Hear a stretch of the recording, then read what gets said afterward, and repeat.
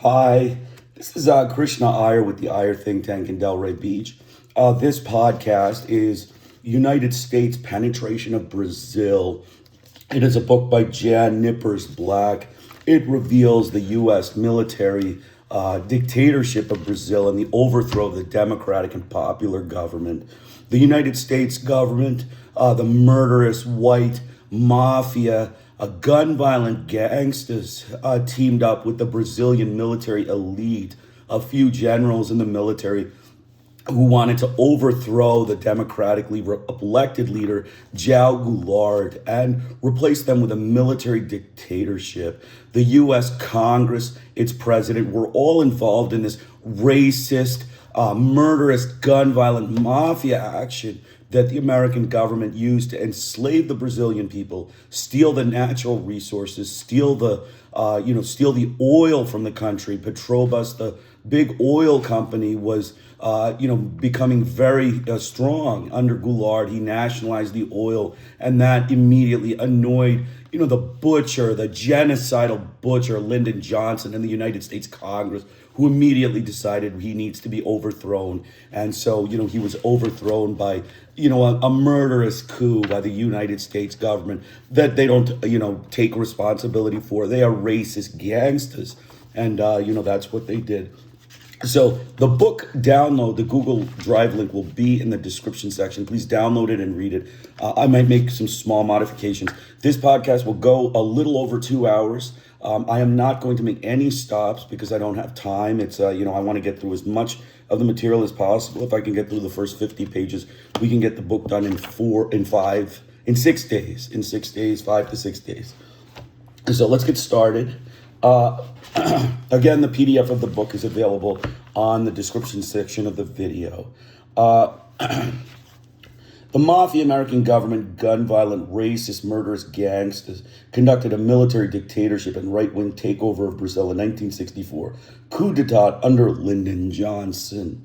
This was arranged by the CIA and USAID, which is a covert American propaganda agency which pushes capitalist white elite enterprise and enslavement of the third world peoples.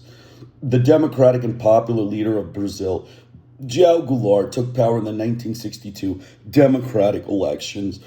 The Johnson administration and U.S. Congress did not acknowledge the Goulart government and called the election results a communist conspiracy backed by the Soviet Union. Goulart continued to promote oil nationalization of natural resources such as farming, agribusiness, rubber, textiles, many commodities, and promoting mining of the mineral-rich parts of Brazil.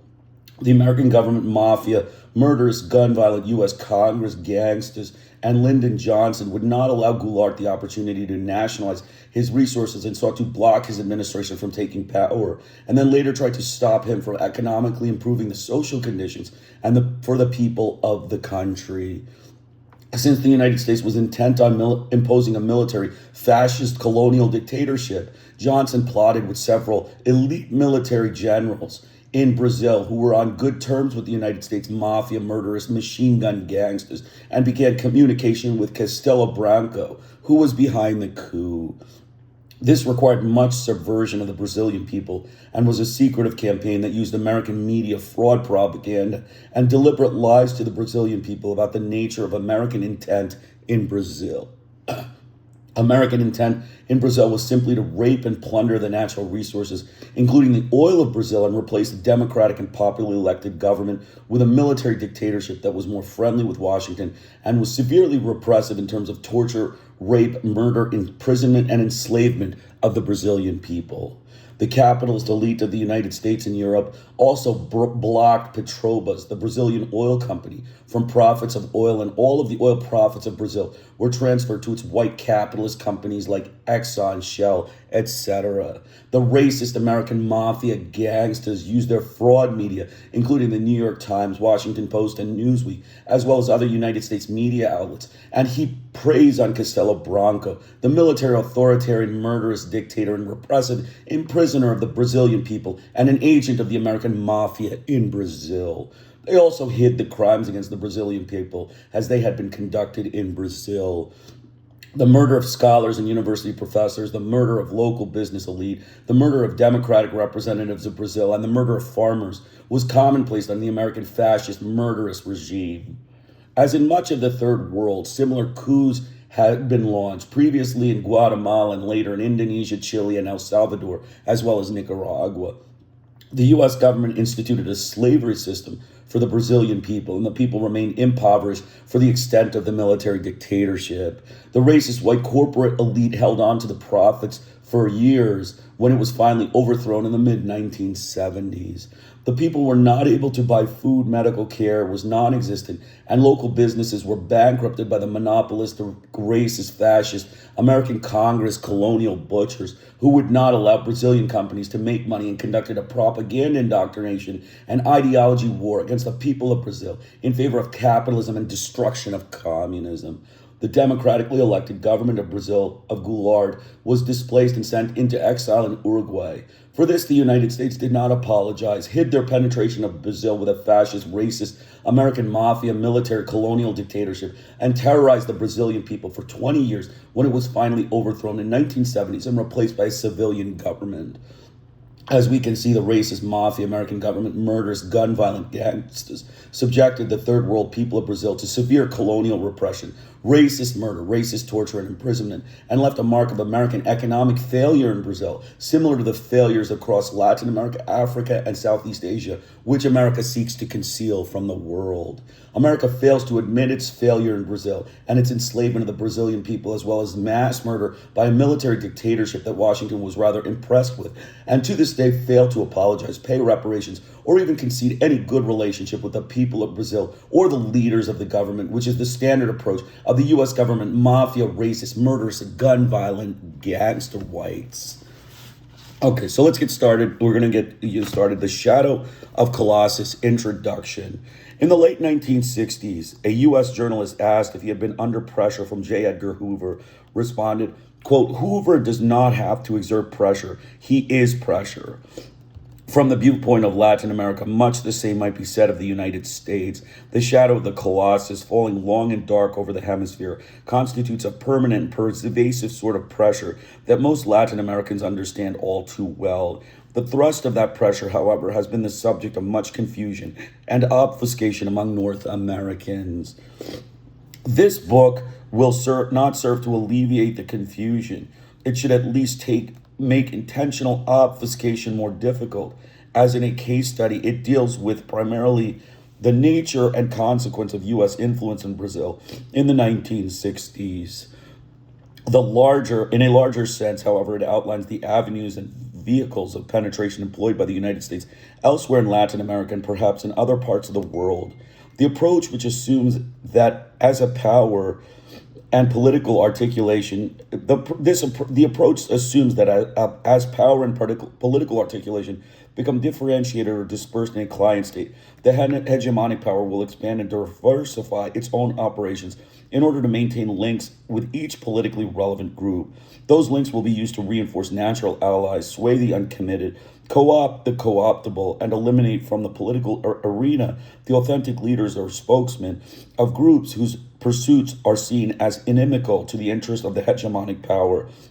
The hegemonic power thus maintains a varying degree of control over the foreign and domestic policies of its client states, not only directly through government-to-government pressures, but also indirectly through lifting the distribution of power within their political systems. Although no exact measure to the degree of the impact of U.S. penetration in Brazil is undertaken, we do attempt to indicate something of the scope and content of the penetrative process, the attitudes and objectives underlying them and propelling it, the access point it encounters, the vehicles it employs, and the systemic transformations to which it contributes. We examine both the subversive penetration or destabilization undertaken to undermine the government of João Goulart in the period culminating with the coup d'etat of 1964 and the supportive penetration designed to bulwark the military regime thereafter. The study focuses in particular on the actions undertaken by agents of the U.S. government in concert with the agents of U.S. private interests in the name of quote-unquote security. actions that contributed to the expansion of the political role of the military in Brazil and the creation of the new military elite in that country.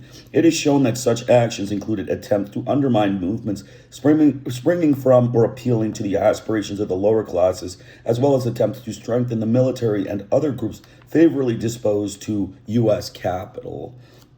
Although it cannot be done with any precision, an effort is made to distinguish between the long-term trend of the United States co-optation and denationalization of elites and conspiracy in an immediate sense, and to indicate how the former encourages and facilitates the latter. We also seek to distinguish between what was attempted within the collage of particular interests that constitute a United States policy towards Brazil in the 1960s and what was accomplished. It is not suggested that United States influence has been the only factor or necessarily the overriding factor contributor to the collapse of a constitutional system and the establishment of and institutionalization of an authoritarian military regime in Brazil. It is proposed, however, that the participation of the United States has been a significant contributing factor.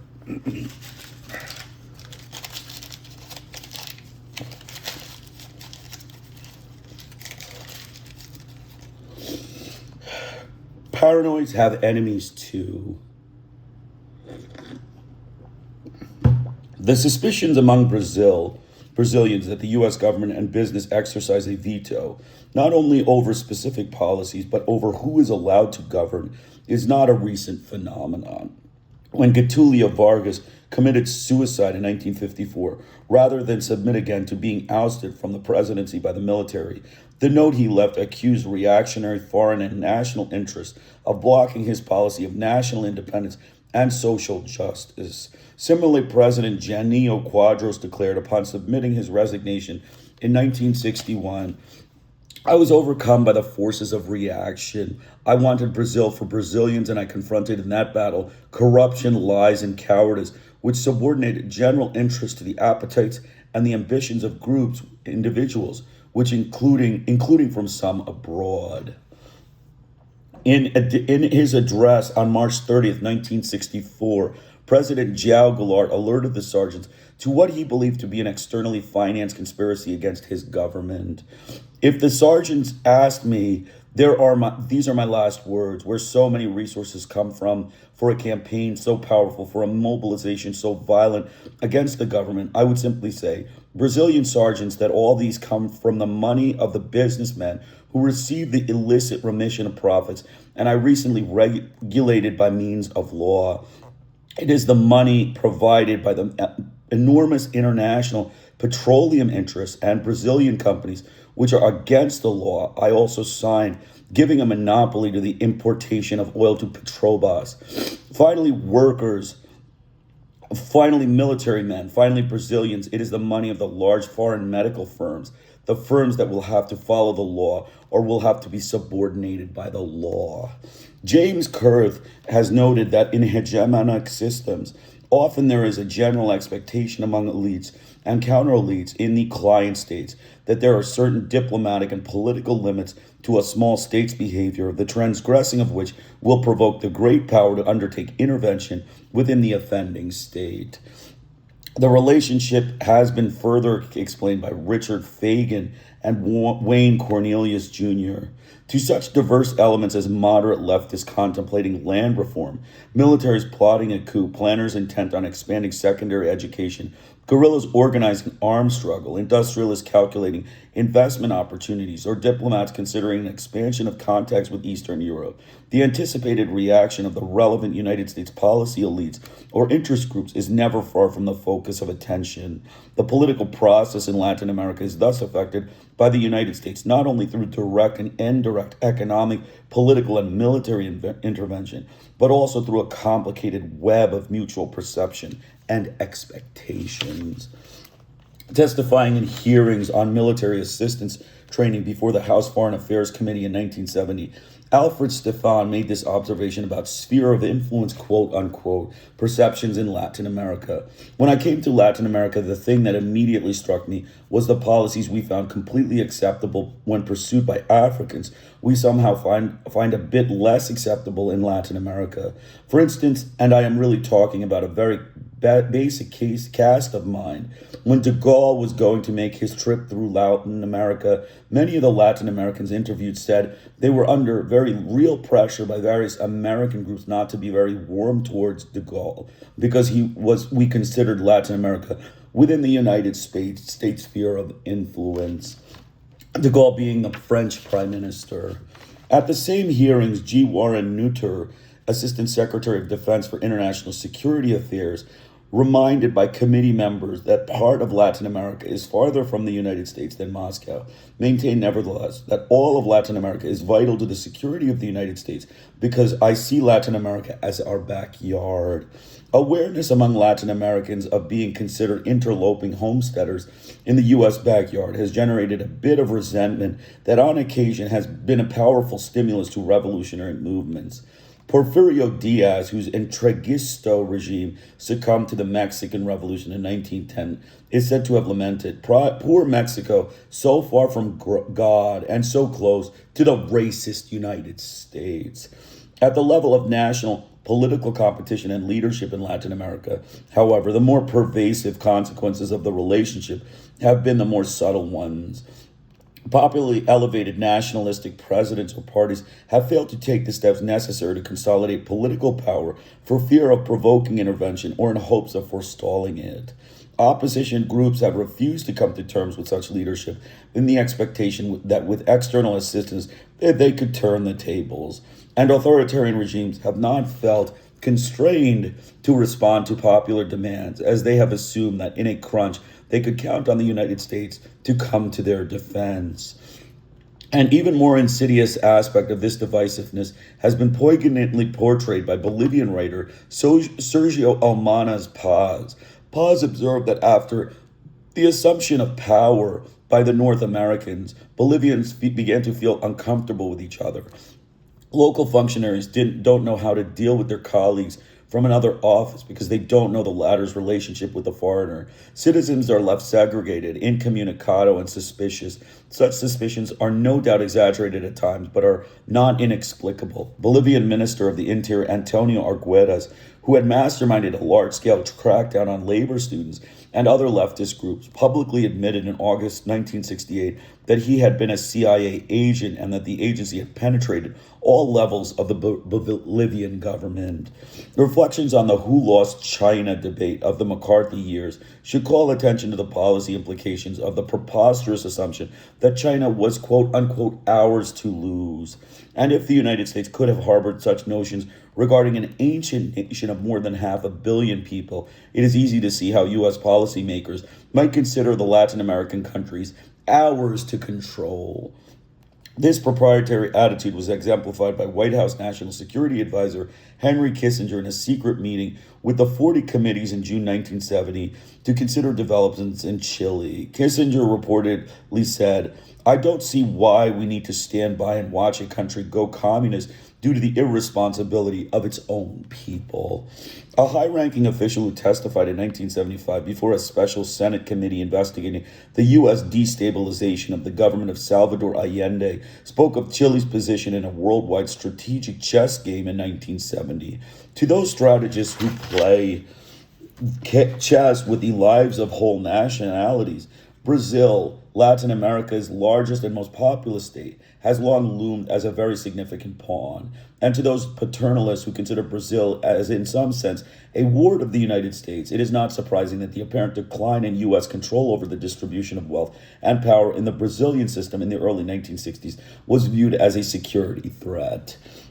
Likewise, whatever the verifiable actions or intentions of agents of the U.S. government and business, the belief on the part of the Brazilian elites and counter-elites that the United States will not permit a large-scale redistribution of wealth and power in their country might be expected to demoralize those on the left who would like to believe that a revolution in liberty is possible and to reinforce them on the right in their opposition to majority rule.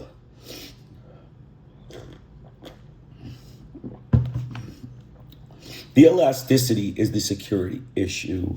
Whether expressed in the scientific jargon of the law or oligopoly in the terminology of folk wisdom, it is frequently noted that such attributes as wealth, power, and status tend to accrue to those who already have them.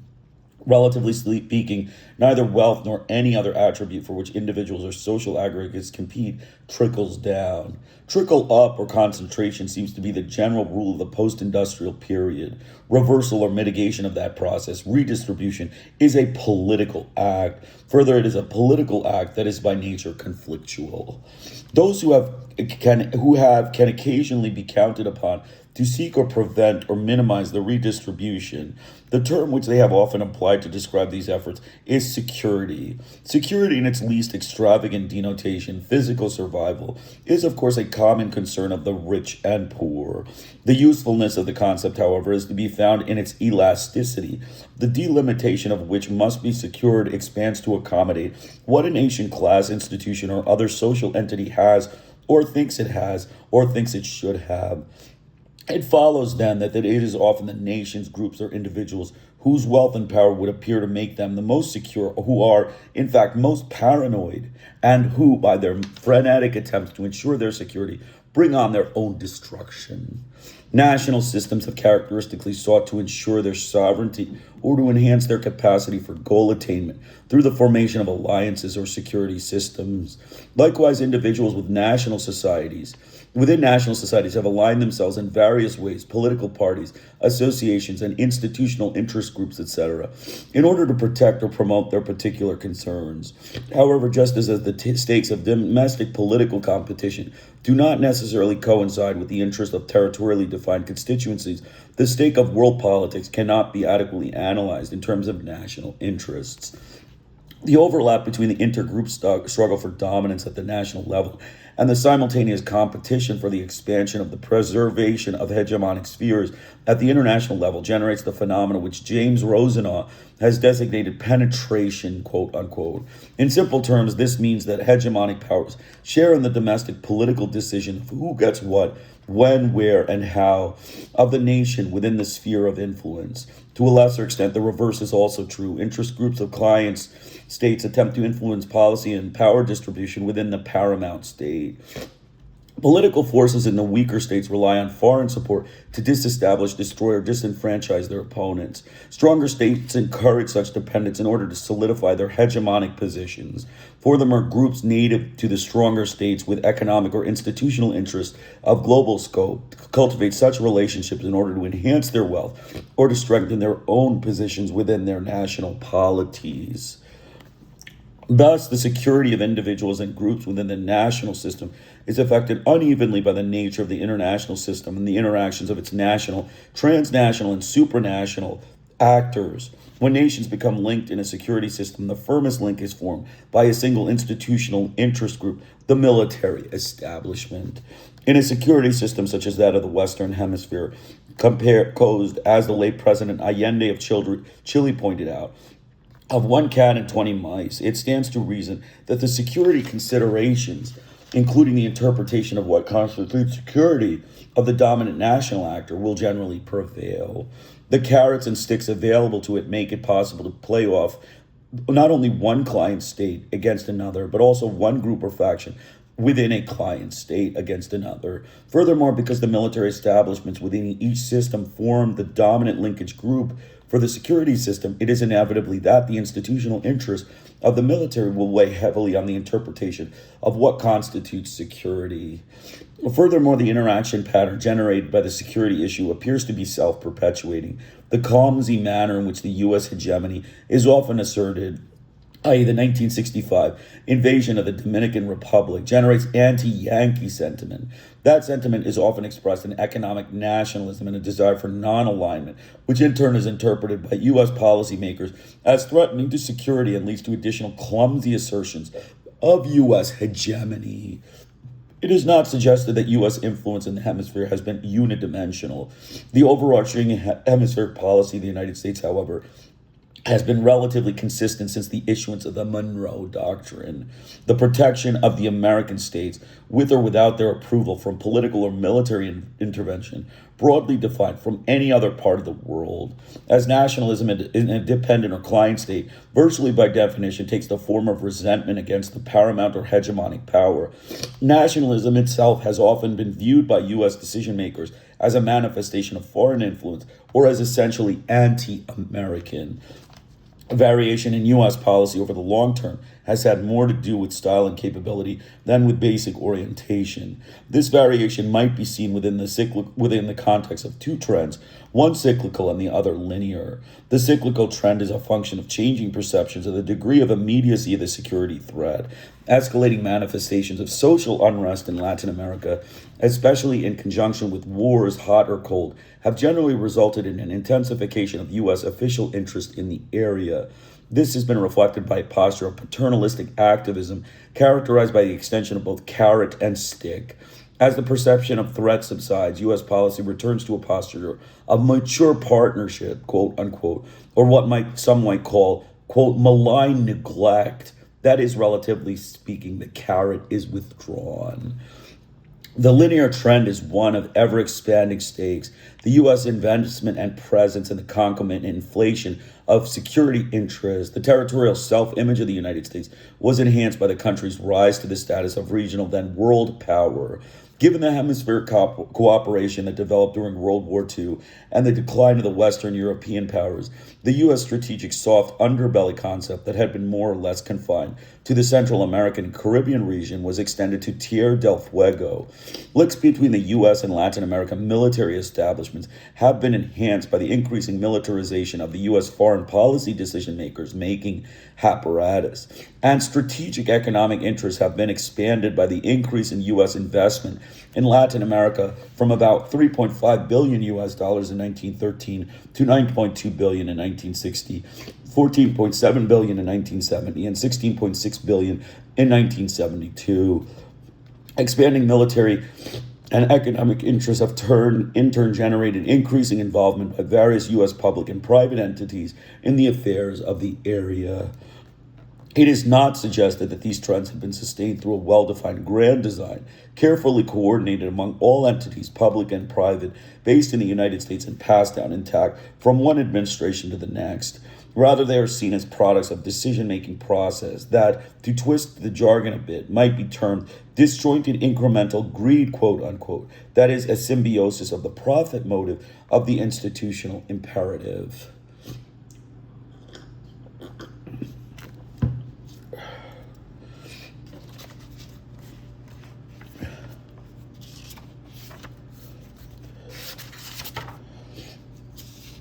In the early 1960s, the United States was undergoing a transition in the global Cold War military strategy from an emphasis on massive retaliation to an emphasis on counterinsurgency.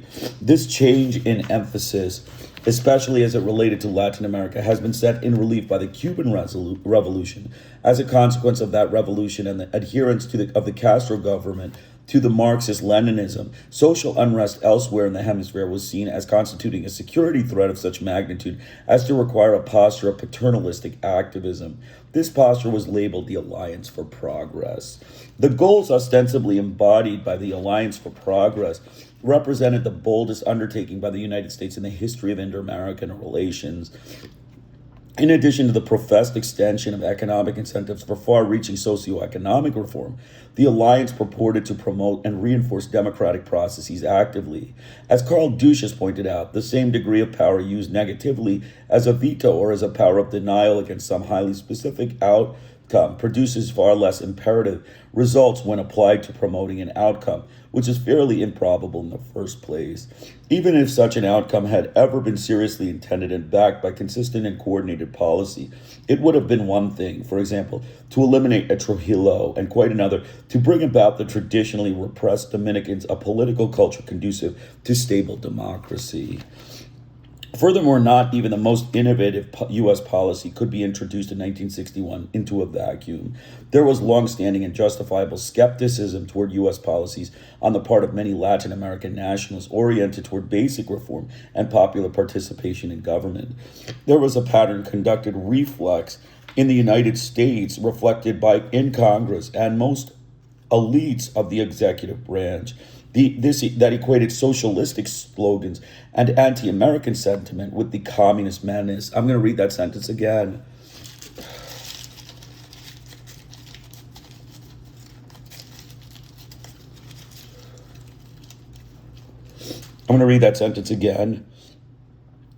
There was a pattern of conditioned reflex in the United States, reflected in Congress and in most entities of the executive branch, that equated socialistic slogans and anti-American sentiment with the, quote, communist menace. There were also institutional and personal vested interests based on earlier security and economic policies and traditional elite relationships. U.S. policy has often contained contradictory elements. The uncritical acceptance by the architects of the Alliance for Progress of the dubious propositions that reform is an antidote to revolution and that stability, viewed as the absence of popular pressure for fundamental change, is a prerequisite for economic development, as distinguished from economic growth and modernization, brought these contradictions into a particularly sharp focus. The Departments of State and Defense have often appeared to be marching to different drummers, and it has not been uncommon for the Peace Corps to find itself working at cross purpose with the other members of a country team. Generally speaking, if the Peace Corps has had any significant effect at all, has been that of mobilizing lower class groups. It came as no surprise that the Committee of Returned Volunteers received more coverage in J. Edgar Hoover's 1969 report to Congress on subversive organizations than the mafia. However, the U.S. concept of security has been so all-encompassing, involving economic and political hegemony as well as strictly military considerations, that it has tended to nullify some of the United States' unprogrammed influences and to undermine those of its own policies that might have encouraged democratic or redistributive tendencies. President Kennedy and the new frontiersmen of his administration recognized both the potential for social upheaval which accompanied efforts to redistribute wealth and status, even on a minor scale, and the profitability that unleashed populist movements would take the direction of demands for freedom from U.S. hegemony. Thus, in addition to the pre-existing obstacle to the frontiers of professed alliance goals, countervailing forces were programmed into the package deal which was to comprise the alliance. Aid to Latin American police forces, initiated in 1954, was stepped up, and a new role for the armed forces, quote, civic action, was added to the many activities grouped under the umbrella concept of counterinsurgency.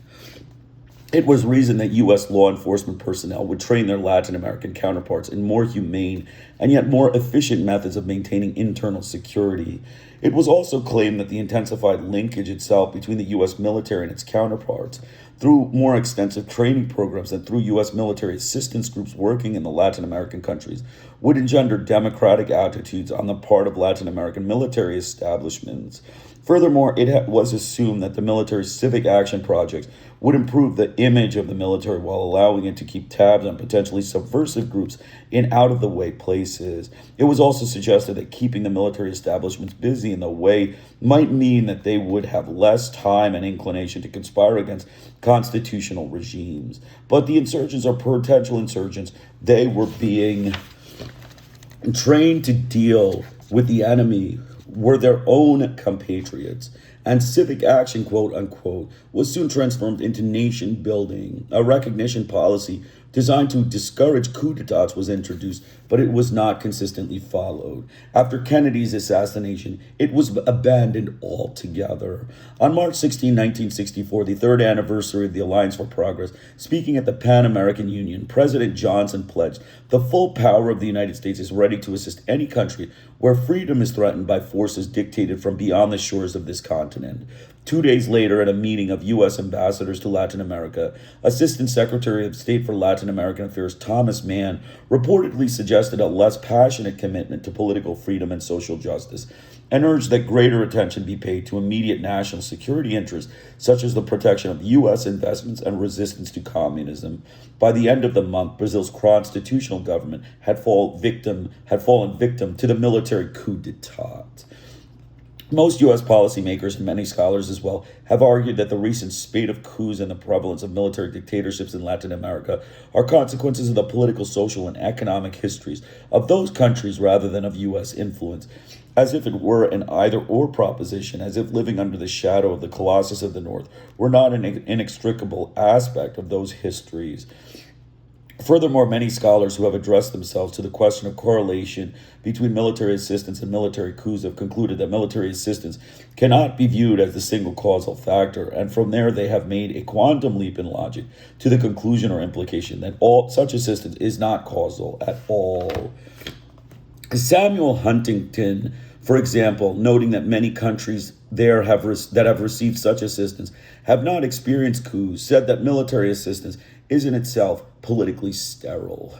That, in this writer's opinion, is somehow what akin to asserting that pneumonia is not fatal.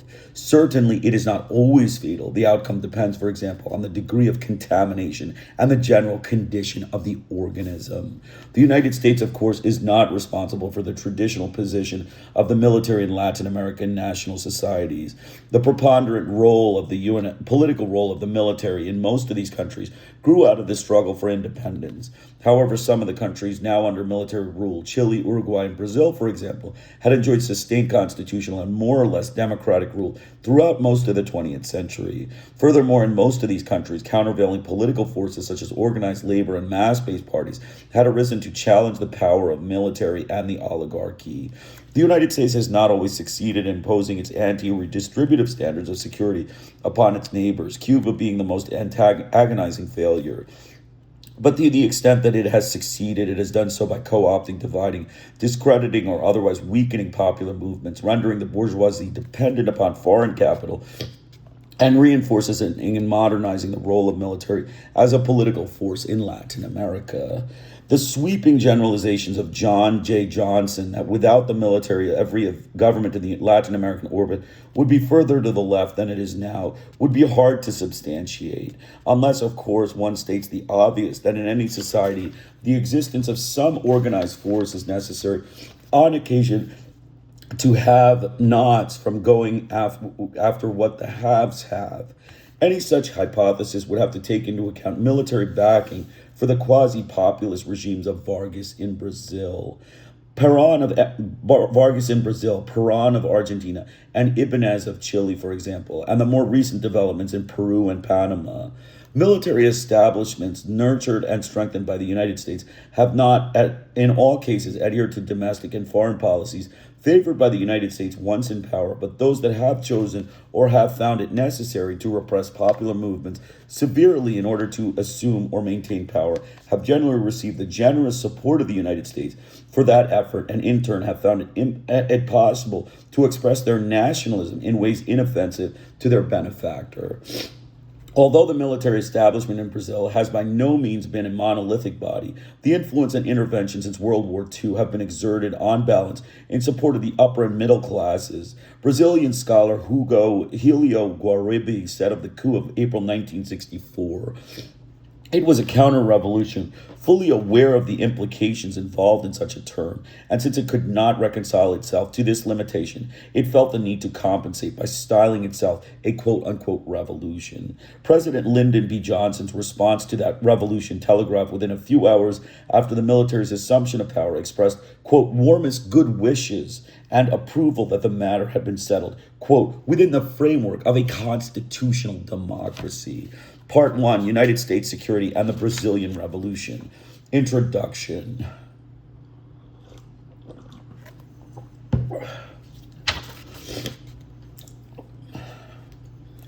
From the early part of the 20th century until the early 1960s, Brazilian policymakers had, for the most part, accepted U.S. concepts of what constituted security and threats to security in the Western Hemisphere. Public opinion on foreign policy was under any circumstances a scarce commodity, and on occasions when journalists or other opinion makers criticized U.S. policies, government spokesmen countered that by coming to the defense of the U.S. position. While most of the leaders of Hispanic America were protesting the dollar and gunboat diplomacy in the Caribbean, a policy practice in accordance with the Roosevelt corollary to the Monroe Doctrine, Brazil's foreign minister applauded it.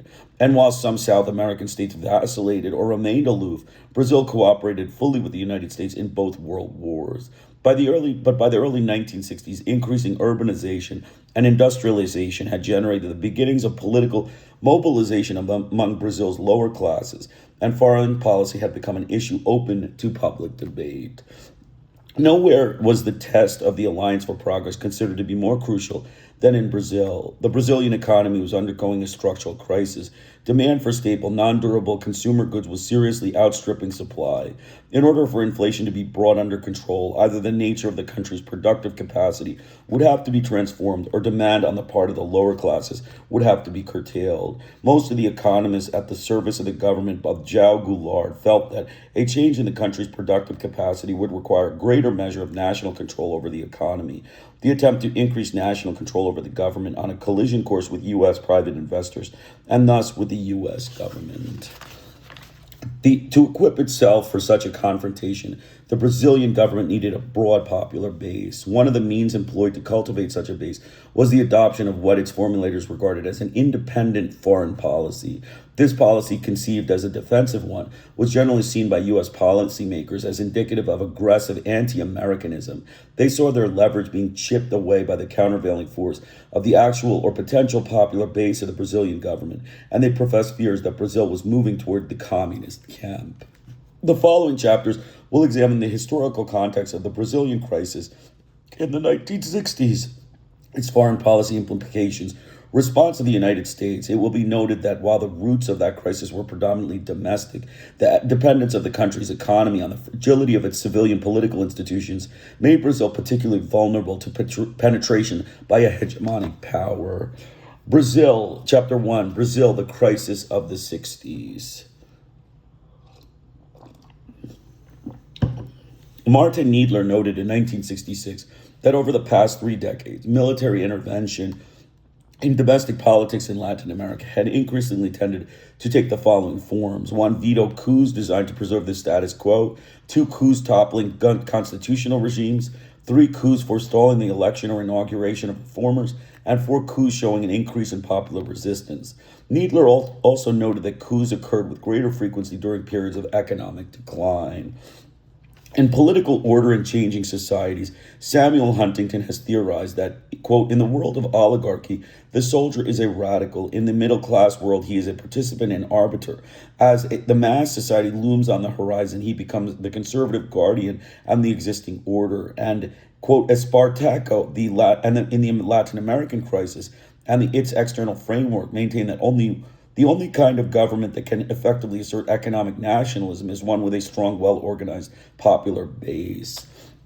Ascribing a measure of validity to these observations and theories, we will address ourselves to Brazil's vulnerability in 1964 to a coup d'etat, to the particular kind of coup it experienced, and to the establishment of what Hello Guarabe has described as a, quote, colonial fascist system. Guarabe defines this system as one in which authoritarian control and oligarchical privilege cannot be maintained without external foreign assistance brought at the price of massive denationalization of resources, patrimonialism and corporatism, the vulnerability of civilian institutions.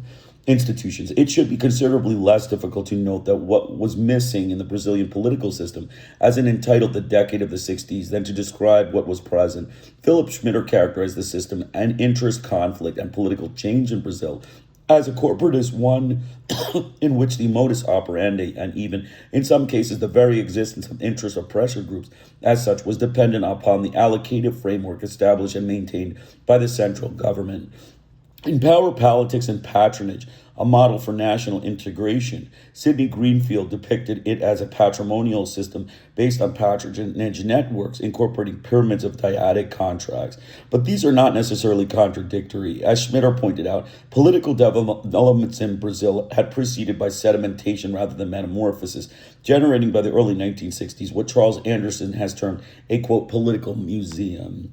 Until the 1930s, political power rested on a very narrow base. The president and heads of the most important state machines made the major policy decisions, while at the local level, under a system known as coronalismo, the political boss, coronal, generally the head of representative of the dominant patriarchal landholding family, delivered the vote that maintained the state machines in power. Redfield noted that the patron-dependent relationship of a plantation-based society gradually evolved during the 19th century into a patron-client state relationship. By the end of the Republican era, 1930, the power of the coronals was based not only on the plantation system, but also on the control of goods and services available through government and the liberal professions. During the Vargas era, however, the urban-rural relationship ceased to be symbiotic as a schism developed between the power bases of rural and urban politics. The patrimonial system of the rural areas was not dismantled or transformed, it was simply ignored.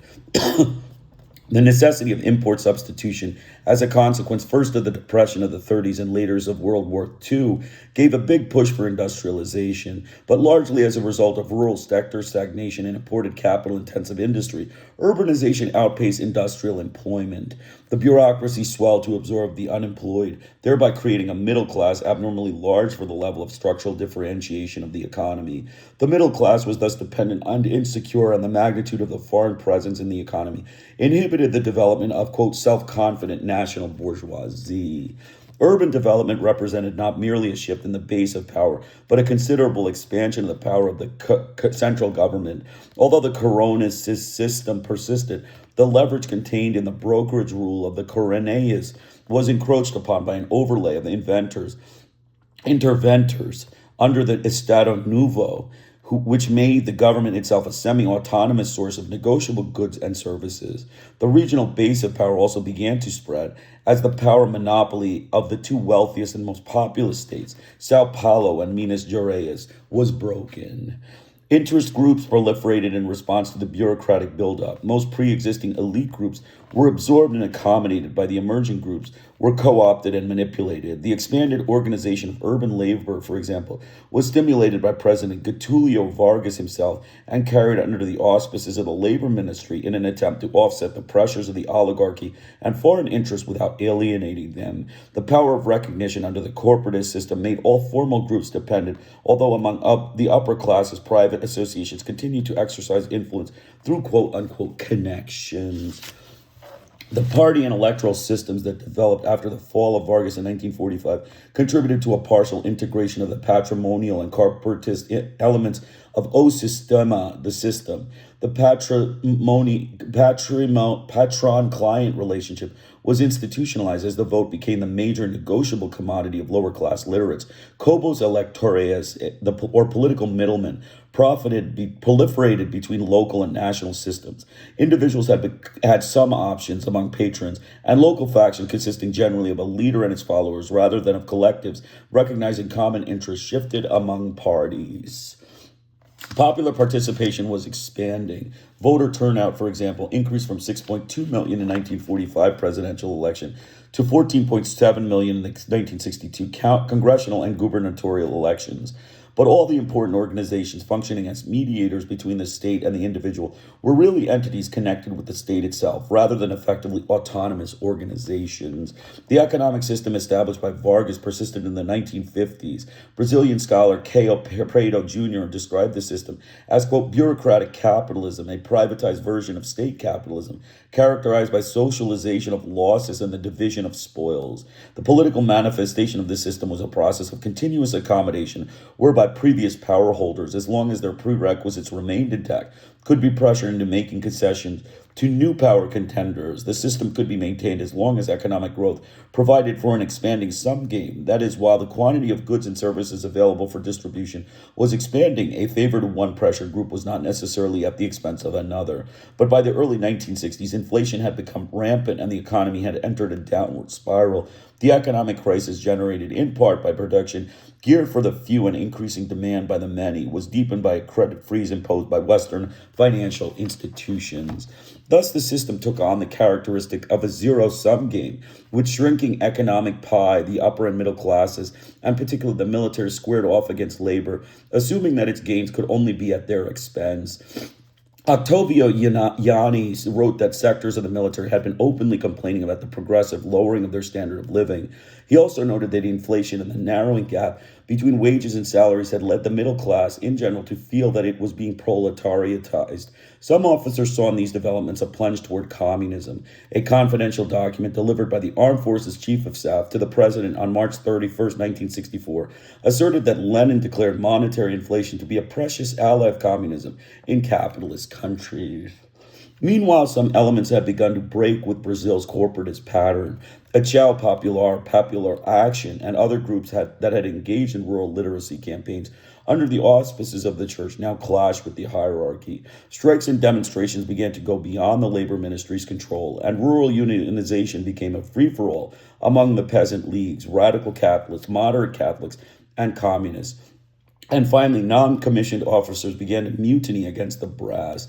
The jaito, a distinctly Brazilian form of political sleight of hand, which had previously proved so useful in resolving competing claims within classes, was a tool useless in confronting this incipient class conflict. The development of political consciousness and independent organization on the part of the have-nots had proceeded only far enough to alarm the haves and their external allies.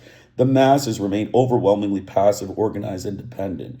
Gilberto Amado summed up the dysfunctionalism in the Brazilian democratic system this way. Quote, before 1930, elections were false, but representation was real. After 1930, elections were real, but representations were false. In a similar veto, João de Scantimbugo, in a 1969 study, maintained that the military did not actually seize power, quote unquote. Rather, the civilian political class, never having succeeded in institutionalize its form of government, disintegrated. But let us backtrack now and trace the greater detail of the domestic developments, culminating in the, quote, revolution of 1964 and the entrenchment of a regime as rigidly authoritarian as any Western hemisphere had yet sustained. We examine in particular the changing role of the military in these developments.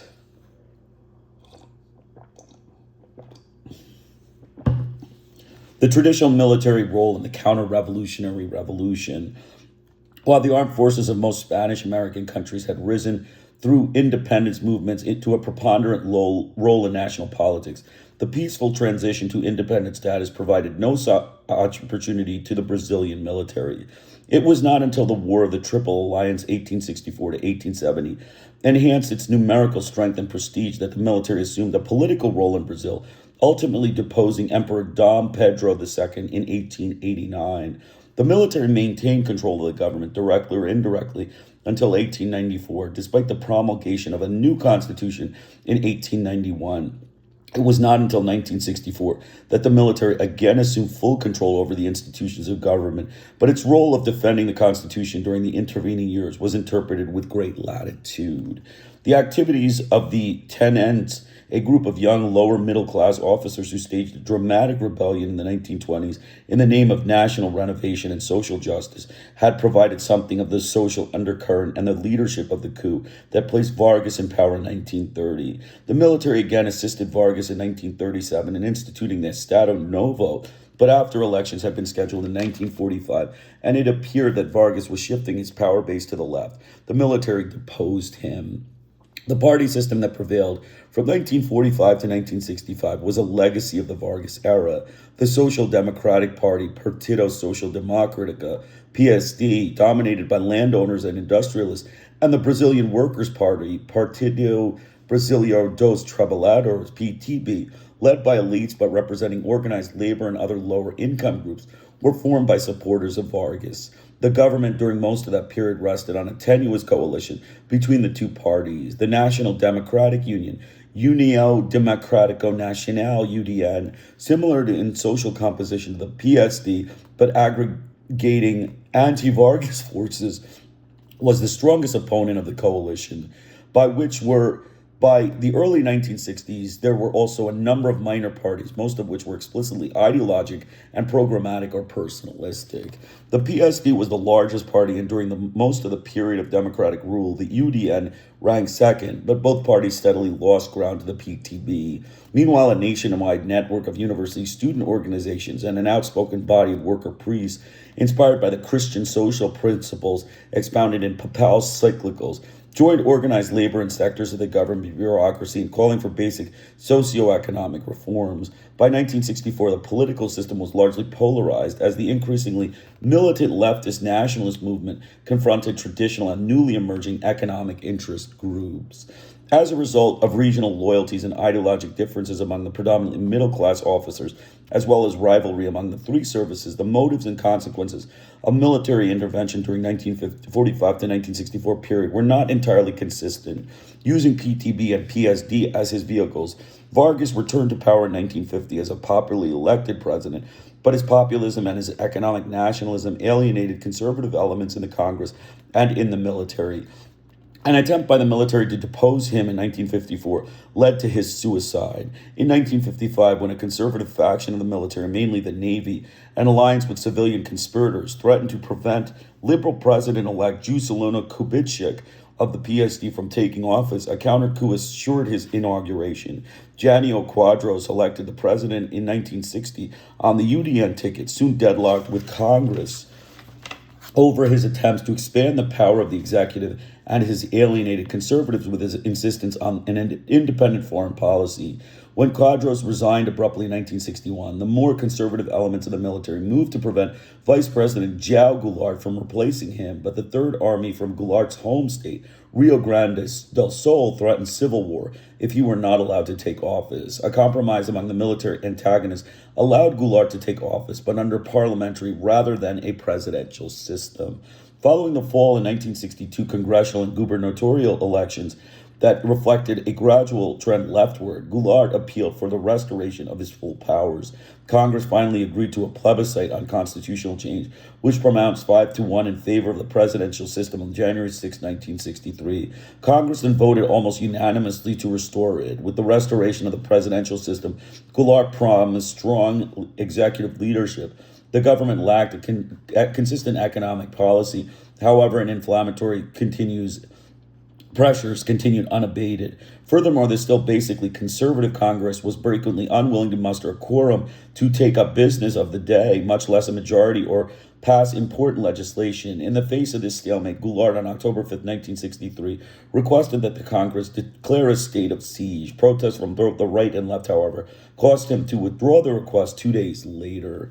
Goulart then decided to appeal directly to the people to pressure Congress into enacting his program. His policy proposals included a limited agrarian reform program, abolition of the literacy requirement for voting, legalization of the Communist Party, tax and banking reform, and antitrust legislation. He attempted to use the tactic successfully employed by Vargas of encouraging pressure against his own government as a means of maintaining contact with popular movements.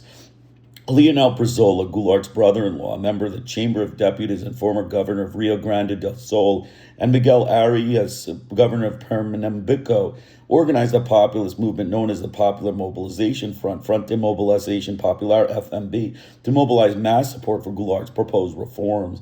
The FMB became so militant in staging strikes and demonstrations, however, that it tended to undermine the president's ability to compromise and conciliate in the face of contradictory pressures. By late March 1964, the complex power struggle had raised political tensions to a new high. The military elite had long feared Goulart's cooperation with communists, his increasingly neutralist position in the Cold War, and his reform mongering. Furthermore, having removed him from Vargas' cabinet in 1954 and forced him to accept the parliamentary system in 1961, they feared his vengeance. Inter-service rivalries had restrained them during the first 2 years of his administration, but by 1963, the conviction that the president was trying to build up a following among non-commissioned officers had served to unite the commissioned officers in opposition to him. When 3,000 sailors and Marines calling for basic social reforms repelled against their anti-Goulart officers on March 25th, the president indicated that they would receive an amnesty after a nationally televised speech on March 30th in which Goulart attacked the emphasis of the military hierarchy on discipline and order. The officers moved on March 31st to depose him. The coup d'etat of March 31st to April 2nd, 1964 was carried out swiftly and almost without bloodshed. The moves of the armed forces to seize the machinery of government was supported by several state governors and most of the country's powerful economic groups. The president, unable to or unwilling to mobilize any important sector of the nation in defense of the constitutional government, fled to Uruguay. This phenomenon of military intervention prompted a deadlock between a left-leaning president and a right-leaning Congress was by no means new in the 20th century Brazil, but the outcome of that intervention was, contrary to the tradition and to the expectations of the civilian opponents of Goulart who cooperated in the takeover, the military officers who assumed control in 1964 did not abdicate power in favor of the civilian population. Politicians, the president of the Chamber of Deputies, Raniera Mazzilli, next in line of succession according to the Constitution, assumed the title of acting president, but the military's Supreme Revolutionary Command, comprising the commanders-in-chief of the three armed forces, actually ruled. The command was set out immediately to eliminate from the political scare elements of alleged subversion and corruption, and within a week of the coup, they had arrested more than 7,000 persons. The first of a series of sweeping decrees designated institutional acts asserted that the right of the command to suspend constitutional guarantees, to cancel the mandate of elected federal, state, and local officials, to remove political appointees and civil servants, and to deprive individuals of rights of voting and holding office for 10 years. The constitutional requirement of direct election for the presidency was set aside, and on April 11th, the decimated Congress, in response to demands of the heads of the three armed forces, elected Marshal Humberto Castello Branco, chief of the Army General's staff, to fill Goulart's unexpired term.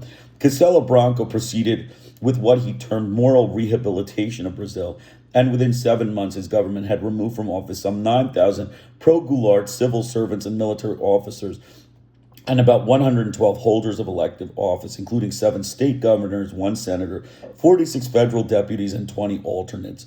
378 of the country's most influential political and intellectual leaders were deprived of their political rights. Most, but not all, of these were left-center. Among them were former presidents Goulart, Quadros, and Kubitschek, Communist Party leader Luis Carlos Prestes, Peasant League leader Francisco Jaou, economist Celso Furtado, architect Oscar Niemeyer, Pernambuco Governor Arias, Deputy Brizola, and Justice Minister Abelardo Jarima. The campaign against alleged subversive particularly decimated the labor and education ministries and the universities, and had brought the surviving labor and student organizations under tighter military control. In addition to the campaign for moral rehabilitation, the Castello Branco government placed top priority in the control of inflation changes in the electoral system and the promotion of economic growth through the provision of incentives to foreign investors. The rate of inflation was reduced and economic growth slightly outdistanced population growth during Castello Branco's term, but these gains did not bring the government popularity with the general public because wage freezes formed the basis of the austerity program, making the inequity in the distribution of income even more pronounced. Furthermore, the concessions of foreign enterprises can counter to the wave of economic nationalism that had been building since the early 1950s. The presidential election scheduled in October 1965 was postponed for a year, but the president, ignoring pressures from the so-called hardline, linha dura military officers, decided to proceed during that month with the elections of governors and vice governors of 11 of the 22 states. The government maintained a veto over candidacies, but otherwise pledged non-intervention in the elections. The results were a stunning setback to the armed forces. The winners in more than half of the states, including Guanabara and Minas Gerais, were opposition candidates supported by the PSD, the PTB, the Social Progressive Party, Partido Social Progressive, PSP, or some combination of the three. Moreover, on the day following the election, former President Kubitschek returned to the country after 16 months in exile and was greeted with great public enthusiasm. While asserting that the outcome of such elections was largely determined by local considerations, the government turned to even stronger measures to insulate itself against real or potential opponents. The newly elected governors were allowed to assume office, but on 27th October, the government issued a second institutional act, which asserted the president's power to suspend Congress and rule by decree, assume greater control over government expenditures, and ban all political activity on the part of individuals deprived of their political rights. The act increased the membership of the Supreme Court and the Federal Appeals Court, outnumbering the Kubitschek and Goulart appointees, who had formed the majority in the judiciary. and extended the authority of the military courts to include the trial of civilians accused of subversion. More importantly, the Second Institutional Act provided for both the indirect election of the president and the vice president by the National Congress and the dissolution of the existing political parties. In the place of the old parties, the official government party, the National Renovating Alliance, Alliance Renovateur Nacional, ARENA, and an official opposition party, the Brazilian Democratic Movement, or MDB, were created. A third institutional act promulgated on February 6, 1966, replaced the direct election of governors with indirect elections by state assemblies and eliminated the election of mayors in capital cities, substituting presidential appointees. The following months witnessed the issuance of a series of decrees designated complementary acts, further limiting the authority of elected officials at all levels.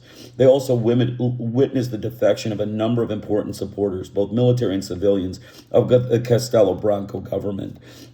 The most important of these was former governor of Guanabara, Carlos Lacerda, who proposed the formation of a broad opposition front, including security forces and the National Union of Students, UNE, and between the military authorities and the Northeast bishops, who issued a manifesto in support of rural workers, contributed to an atmosphere of crisis. The MDB was nominally allowed to participate in the gubernatorial elections in 12 more states on September 3rd, 1966, but the election of ARENA candidates, most of whom had been selected by Castello Branco himself, was assured as the government maintained its veto over candidates, canceled the mandates of a sufficient number of MDB legislators in each state assembly to ensure the ARENA majority, and forbade ARENA legislators to vote for the MDB candidates. It also established the revocation of political rights as the penalty for resigning in protest. The futility of opposition thus established, the MDB decided not to run a candidate for presidency. The unopposed ARENA candidate, Marshal Arturo de Costa y Silva, was elected to Congress on October 3, 1966, without incident. The dismissal of 6 federal deputies on 12 October, however, precipitated a new crisis because the congressional leadership of both parties refused to recognize the cancellation of mandates. Castello Branco responded by recessing Congress until after the congressional election scheduled for November 15 and proceeded with a new wave of cancellations of mandates. In January 1967, a Congress comprising 276 ARENA members, as opposed to 131 members of the MDB in the Chamber of Deputies and 42 ARENA members and 23 MDP members in the Senate, approved a new constitution which enhanced the powers of the presidency at the expense of Congress and further centralized public administration. It also passed a new law placing tight controls on the communication media. The inauguration of Costa y Silva, president, on March 15, 1967, temporarily led to a somewhat lower profile for the military. Half his 22 cabinet members were civilians, and his reference to, quote, redemocratization and the humanizing of economic policies gave encouragement to some who had opposed his predecessor. The death of Castello Branco in an air accident in July temporarily increased Costa y Silva's maneuverability, and for more than a year, he permitted a wider latitude of political activity. The hardliners among the president's advisors, however, had not capitulated. On December 13, 1968, after Congress refused to allow the government to try one of its members, Congress refused to allow Marcio Moreira Alves for criticizing the armed forces. Costa y Silva, through the Fifth Institutional Act, ordered Congress recessed indefinitely. The same Institutional Act asserted additional rights of intervention in state and municipalities, threatened press censorship, and suspended the guarantees of habeas corpus for those accused of political crimes. Another wave of arrests, exiles, job dismissals, and cancellations of mandates followed the promulgation of this act. 294 more citizens, including Supreme Court justices, senators, deputies, mayors, military officers, and journalists, were deprived of their political rights, and the principal leader of the MDB were placed under house arrest. Hundreds of students and professors were removed from the universities. Since the inception of the so-called revolution in 1964, the military had effectively diffused the potential opposition of civilian party politicians by allowing some to participate while disqualifying others and allowing those who cooperated to profit with the demise of those who did not. It had kept the opposition disorganized and disoriented. Until late 1968, the most consistent and vocal opposition to the government came from student organizations and the progressive members of the Catholic clergy. But when virtually all traditional forms of political competition and expression of dissent had been delegitimized, the focus of opposition devolved upon urban guerrilla movements made up largely of university students.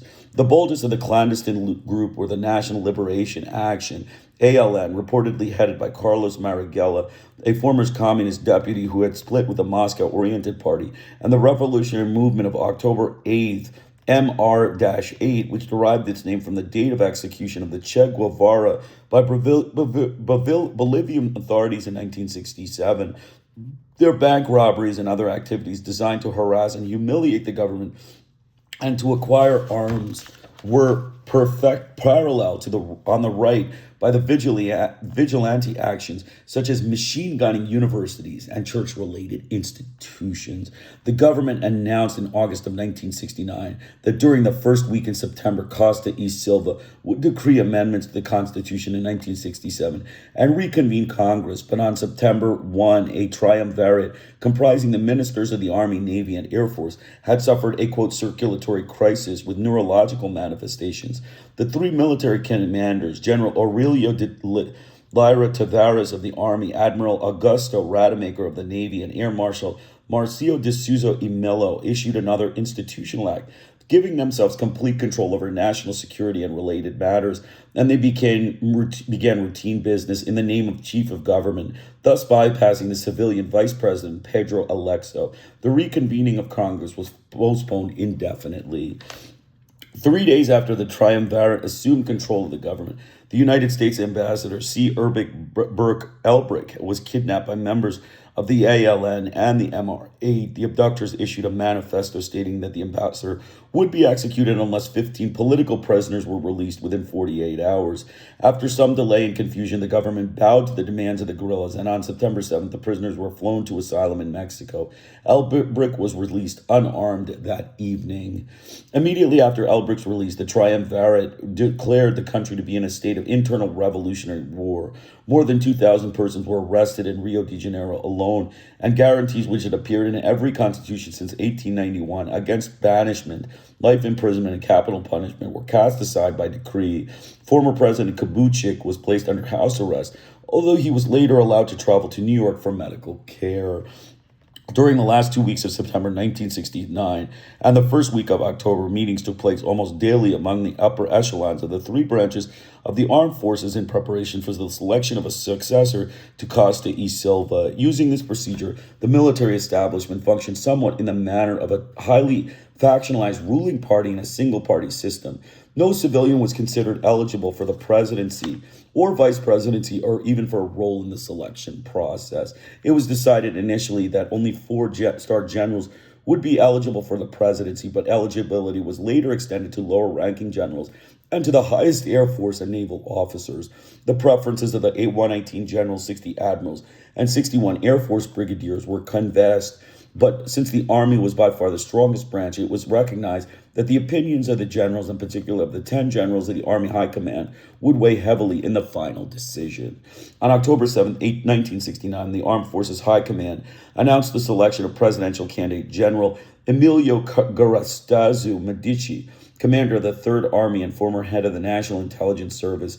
Medici was to governor for 5 years, had served 42 years in the army, but was little known by civilians. After the promulgation of the new Constitution of 1969, which legitimized increasing authoritarian rule, the National Congress was reconvened from its 10-month forced recess to validate the selection Medici.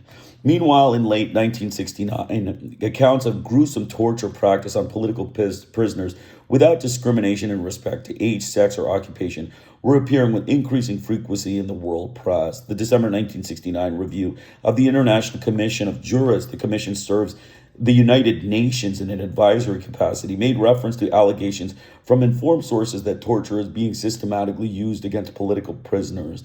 For some while, the Brazilian government categorically denied all such charges, but it refused to allow any international organization, including the Inter-American Commission on Human Rights, to investigate. In December 1970, the Brazilian Minister of Education acknowledged that there was a torture of political prisoners in Brazilian jails, but denied that it was systematic. An inquiry conducted in 1969 through State Department channels, the results of which are highly classified, substantiated the reports of systematic use of torture. A Pentagon inquiry conducted at the same time refuted those reports. The military attaché responsible for the report claimed that he questioned 50 high-ranking Brazilian officers and all disclaimed any knowledge of torture. Some of President Medici's ambitions for his term in office were contained in a master plan entitled Project Brazil Great Power. In particular, he sought and in large means achieved dramatic increases in economic growth, expansion in the provision of technical training and of moral and civic education, expansion in government capabilities in the areas of intelligence and communications, and progress toward the physical integration of the country through the construction of the Trans-Amazon and peripheral highway systems. Upon assuming office, Medici had pledged to leave democracy firmly installed by the end of his term. In early 1970, however, he explained that the pledge had been an expression of hope rather than commitment, and that in the meantime, the president would retain extraordinary emergency powers. Meanwhile, in late 1969 and 1970, conflict between the church and state over the issue of torture had escalated. The use of torture on political prisoners and the kidnapping of diplomats by the guerrilla groups who wished to free political prisoners appeared to reinforce each other. The arrest of some 4,000 persons in November 1970, the month when congressional elections were held, was condemned by the National Conference of Bishops. In the following month, the Swiss ambassador was kidnapped and ransomed for the release of 70 political prisoners. Although censorship had spared the public from many categories of information, the media had not ceased to be an important vehicle for political communication. The government made extensive use of radio and television to identify the military leaders with the Brazilian soccer team's victory in the 1970 World Cup competition, to disseminate patriotic oratory and symbolism in connection with the celebration of the 1972 semi-squizcentennial of national independence, and in general to provide the public with a sense of vicarious participation in the national prosperity, modernization, and progress toward great power status that had come about since 1964. There was also a strictly enforced ban on any mention of the issue of the selection of a presidential successor until June 18, 1973, when Medici announced that General Ernesto Geisel would be the candidate of the government party. Geisel had been chief of the military household in the government of Castello Branco and had served more recently as president of Petrobas, the state petroleum monopoly. Geisel's only public statement between the announcement of his candidacy and his election by the Electoral College on January 15, 1974, was an assertion that he would follow along the same tracks as Medici. The Electoral College gave him 400 of the 476 votes cast. The MDB charged that the Electoral College was a farce, as thousands of dissenters had been banned from any participation in politics.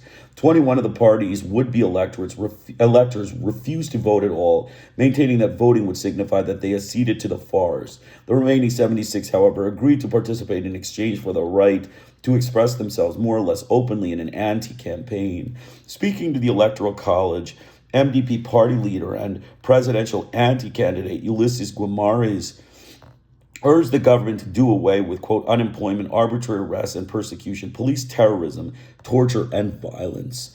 In a brief, relevant, televised address to the nation following his election, President Geisel pledged stability and progress towards Brazil's destiny as a great nation. He also warned that any subversive tendencies or acts of corruption would be stopped in an exemplary manner and fast. He was inaugurated on March 15, 1974. Geisel's efforts immediately after assuming office to open a dialogue with the church had generated some speculation that this administration might tolerate a degree of political liberalization. The Rio de Janeiro newspaper O Jornal, for example, editorialized in March that political stagnation deemed necessary until now must be followed by some no less necessary democratic activity. Such speculation was dampened before the end of Geisel's first month as president, however, by the arrests in Sao Paulo of about 60 clergymen, professor, students, and labor leaders, as well as by the closing of O Journal and 2 radio stations. Although the 10-year suspension of political rights ran out in April for about 100 of the more than 1,200 persons affected, Minister of Justice Armando Falcao made it clear that challenges and contradictions would not be allowed and the government would use the legal instruments ordinary and extraordinary available to it to continue guaranteeing maximum order, peace, and stability. He added that under no circumstances would those responsible for the situation, which threatened to lead the country to chaos, be allowed to return. On another occasion, Falcao commented that our struggle is hard and difficult against common crime, subversion, and communism, and he stressed the urgency of rationalization and modernization of the entire police structure using all the latest technological advances. President Giselle also made it known that he would tolerate no assertiveness on the part of members of Congress or the government's party, or even of the industrialists who had strongly supported the military government. MDP Deputy Francisco Pinto was being prosecuted for characterizing Chilean President Augusto Pinochet in derogatory terms. 20 other members of his party were risking prosecution, along with him, by expressing agreement with his characterization of Pinochet. And despite the urging of Sao Paulo industrialists, who were also Arena party members, Giselle voted the candidacy of former finance minister Delfim Neto for the governorship to that state. Those who anticipated a measure of economic relief for the most deprived were also disappointed. On May 1st, 1974, the Federal Accounting Court published an opinion accusing the Medici government of making inexplicable mistakes in financial policy and of resuscitating inflation. The new finance minister, Mario Henrique Simonson, blamed the increasing rate of inflation on excessive price controls during the last month of Medici government. He stated that under the new government, prices of food and other basic necessities were reaching realistic free market levels and that consumers would simply have to pay more. So I'm going to make just a few comments. That's the first 36 pages. We're going to just continue on. I think we should be done with one more chapter and then we can stop at that point. So basically, you can see the U.S. government, Lyndon Johnson and the U.S. Congress, the mafia, racist, white, murderous, gun-violent thugs and gangsters, did a vicious campaign in Brazil. They, overthrew the Democratic leader, Goulart, who was in power, who was seeking to reform the oil, to keep the nationalization of the oil, the nationalization of the resources. And in came the U.S., connections with the Brazilian military. Just a few military generals were used to overthrow the democratic and popular leader of Brazil. Another example of U.S. government mafia gangster, racist American white murderous gangster action against the poor people of Brazil. We talked about the different presidents. We said Castello Branco was the military general who was placed in power. Castello Branco was the major person who was in power during the Brazilian coup, and he was, basically responsible for nationalization of the basically was responsible for the torture state that subsequently developed. He, ended up dying in an air crash. But subsequent to this, we learned about the torture, the United States government torture.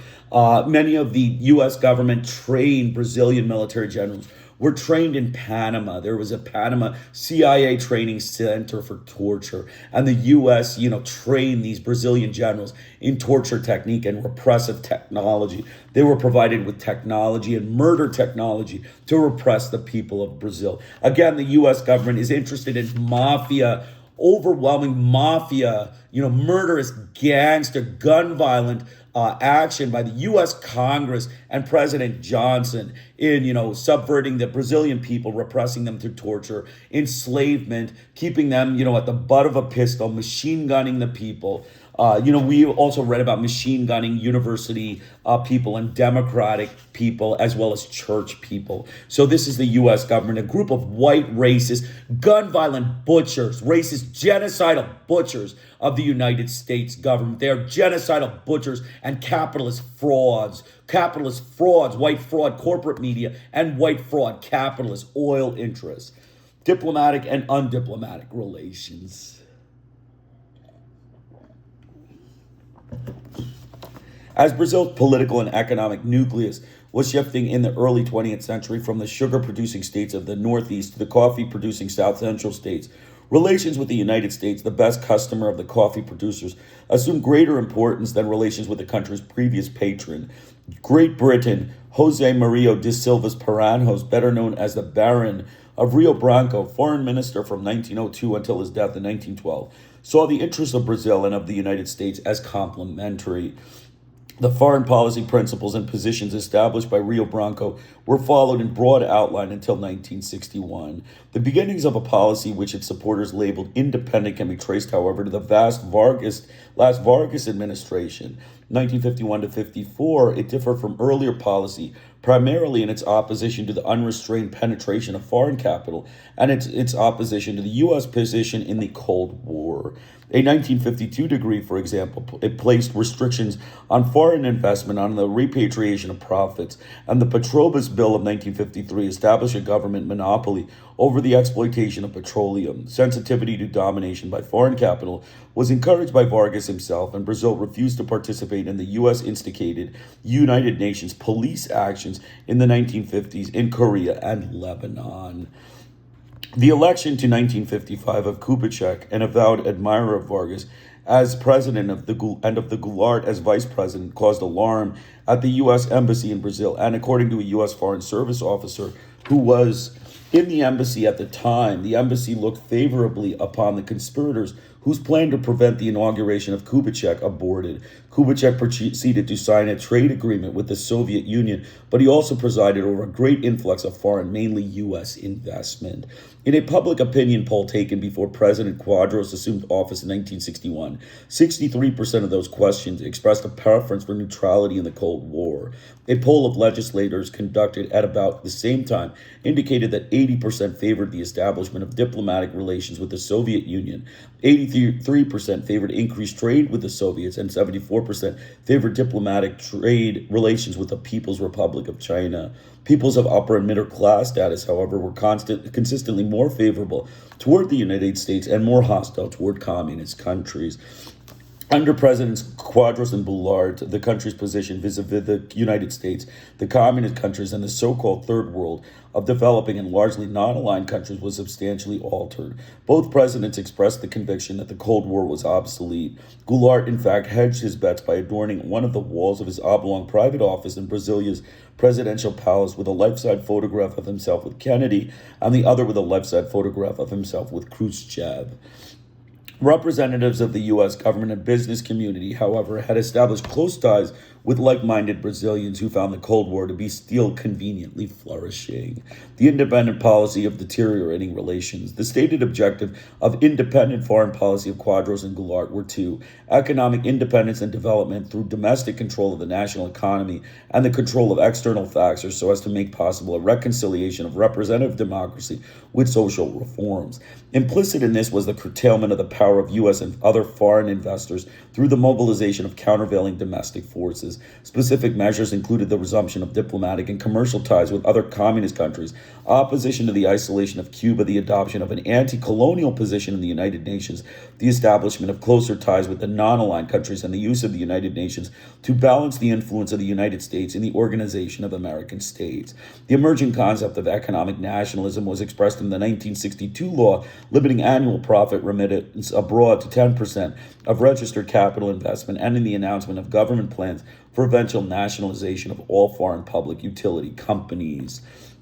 Relations between the United States and the Quadros government got off to a bad start when the visit of Adolphe Burl, a special envoy from President Kennedy, a few weeks after Quadros' inauguration in 1961. Burl was seeking backing for the Bay of Pigs invasion, then scheduled for early April, and according to Ambassador John Moore's Cabot's account, as reported by Peter Bell, Burl offered in effect a bribe of $300 million in foreign assistance for Brazilian cooperation. Quadros rejected the offer with visible irritation. No Brazilian official accompanied Burl to the airport the following day. Ambassador Cabot felt that Quadros had spent his time plucking the eagle's feathers, and he recommended that Quadros be kept on a short leash. He expressed the view that we shouldn't go all out for Quadros' requirement without getting some unmuffling of Quadros in return. On May 21st, 1961, the United States offered $100 million in new credits, the first such loan in 2 years, but Quadros continued to refuse to see any high-ranking U.S. official, including the ambassador from the visit of Burl until the visit of Adlai Stevenson in July, a few weeks before Quadros resigned. The U.S. Embassy had been disturbed by the election of Goulart to the vice presidency in 1960, and even before the inauguration of Quadros, the embassy had initiated a broad and deep reprisal for the implications of Goulart. Lieutenant Colonel Edward King, military secretary representing the Joint Chiefs of Staff on the Inter-American Defense Board and the Joint Brazil-U.S. Defense Commission from 1966 to 1969, described the mood more bluntly. He said that as early as 1960, there had been undercurrent of concern running through the assessments of the CIA and the Defense Intelligence Agency that Quadros was vulnerable to communist influence. When Goulart took over, concern at the State Department and the Pentagon turned into panic. Niles Bond, a U.S. chargé d'affaires in Brazil at the time of the crisis over Quadros' succession, told this author that Goulart's opponents in the military and their successors and their supporters in the American business community attempted to enlist embassy support for a movement to deny the presidency to Goulart, but he maintains that the United States did not take a position. Other sources indicate, however, that Washington supported a curb on Goulart's power at the time. Goulart apparently attempted for a time to accommodate U.S. officialdom. He even reportedly consulted Ambassador Lincoln Gordon, who assumed the post on October 1961, as to the acceptability of high-ranking Brazilian officials. Nevertheless, Gordon testified in March 1963 before the House Foreign Affairs Committee that he was concerned about communist infiltration in the labor movement, student organizations, and the government itself. And President Kennedy dispatched his brother Robert to Brasilia to inform Goulart that further aid would depend on evidence that Brazil was putting its own house in order. The list of U.S. demands presented by Kennedy at the time was so similar to those being circulated by Goulart's domestic opponents that Goulart, according to Celso Furtado, exclaimed, "How can it be that you are in contact with my enemies?" Goulart paid an official visit to Washington in April 1962, and as late as April 1963, agreement was reached on a loan from aid of $398.5 million. However, the momentum of political mobilization in Brazil was such that Goulart had to choose between attempting to placate the United States and attempting to maintain his domestic base of support. He opted for the latter. Nationalist opposition, for example, caused Goulart to postpone indefinitely the agreement that had been reached in April for the Brazilian purchase of the 10 overpriced subsidiaries of the American and Foreign Power Company. By June 1963, the deterioration of U.S.-Brazilian relations had become precipitous, except for the PL 480 surplus. Wheat agreements from which the embassy derived large amounts of local currency for its own usage and projects nominally in cooperation with the Superintendency for the Development of the Northeast, Sudan, but actually, as we shall see, undermining it. Aid to the federal government was suspended, although the U.S. continued to subsidize certain state governments and private entities in Brazil. During the presidencies of Quadros and Goulart, USAID had approved loans to Brazil amounting to $600 million, but the disbursement of more than three-fourths of that amount was withheld until after the 1964 coup. Consultation with conspirators. Celso Furtado recalls that all U.S. functionaries in Brazil in the 1962 to 1964 period had panicked for fear that they were losing control of the situation. By the time of the coup, he says, it was widely believed that Americans and Brazilians alike, that Goulart and his supporters would rally part of the army along with the contingents of workers and peasants and fight to defend the government.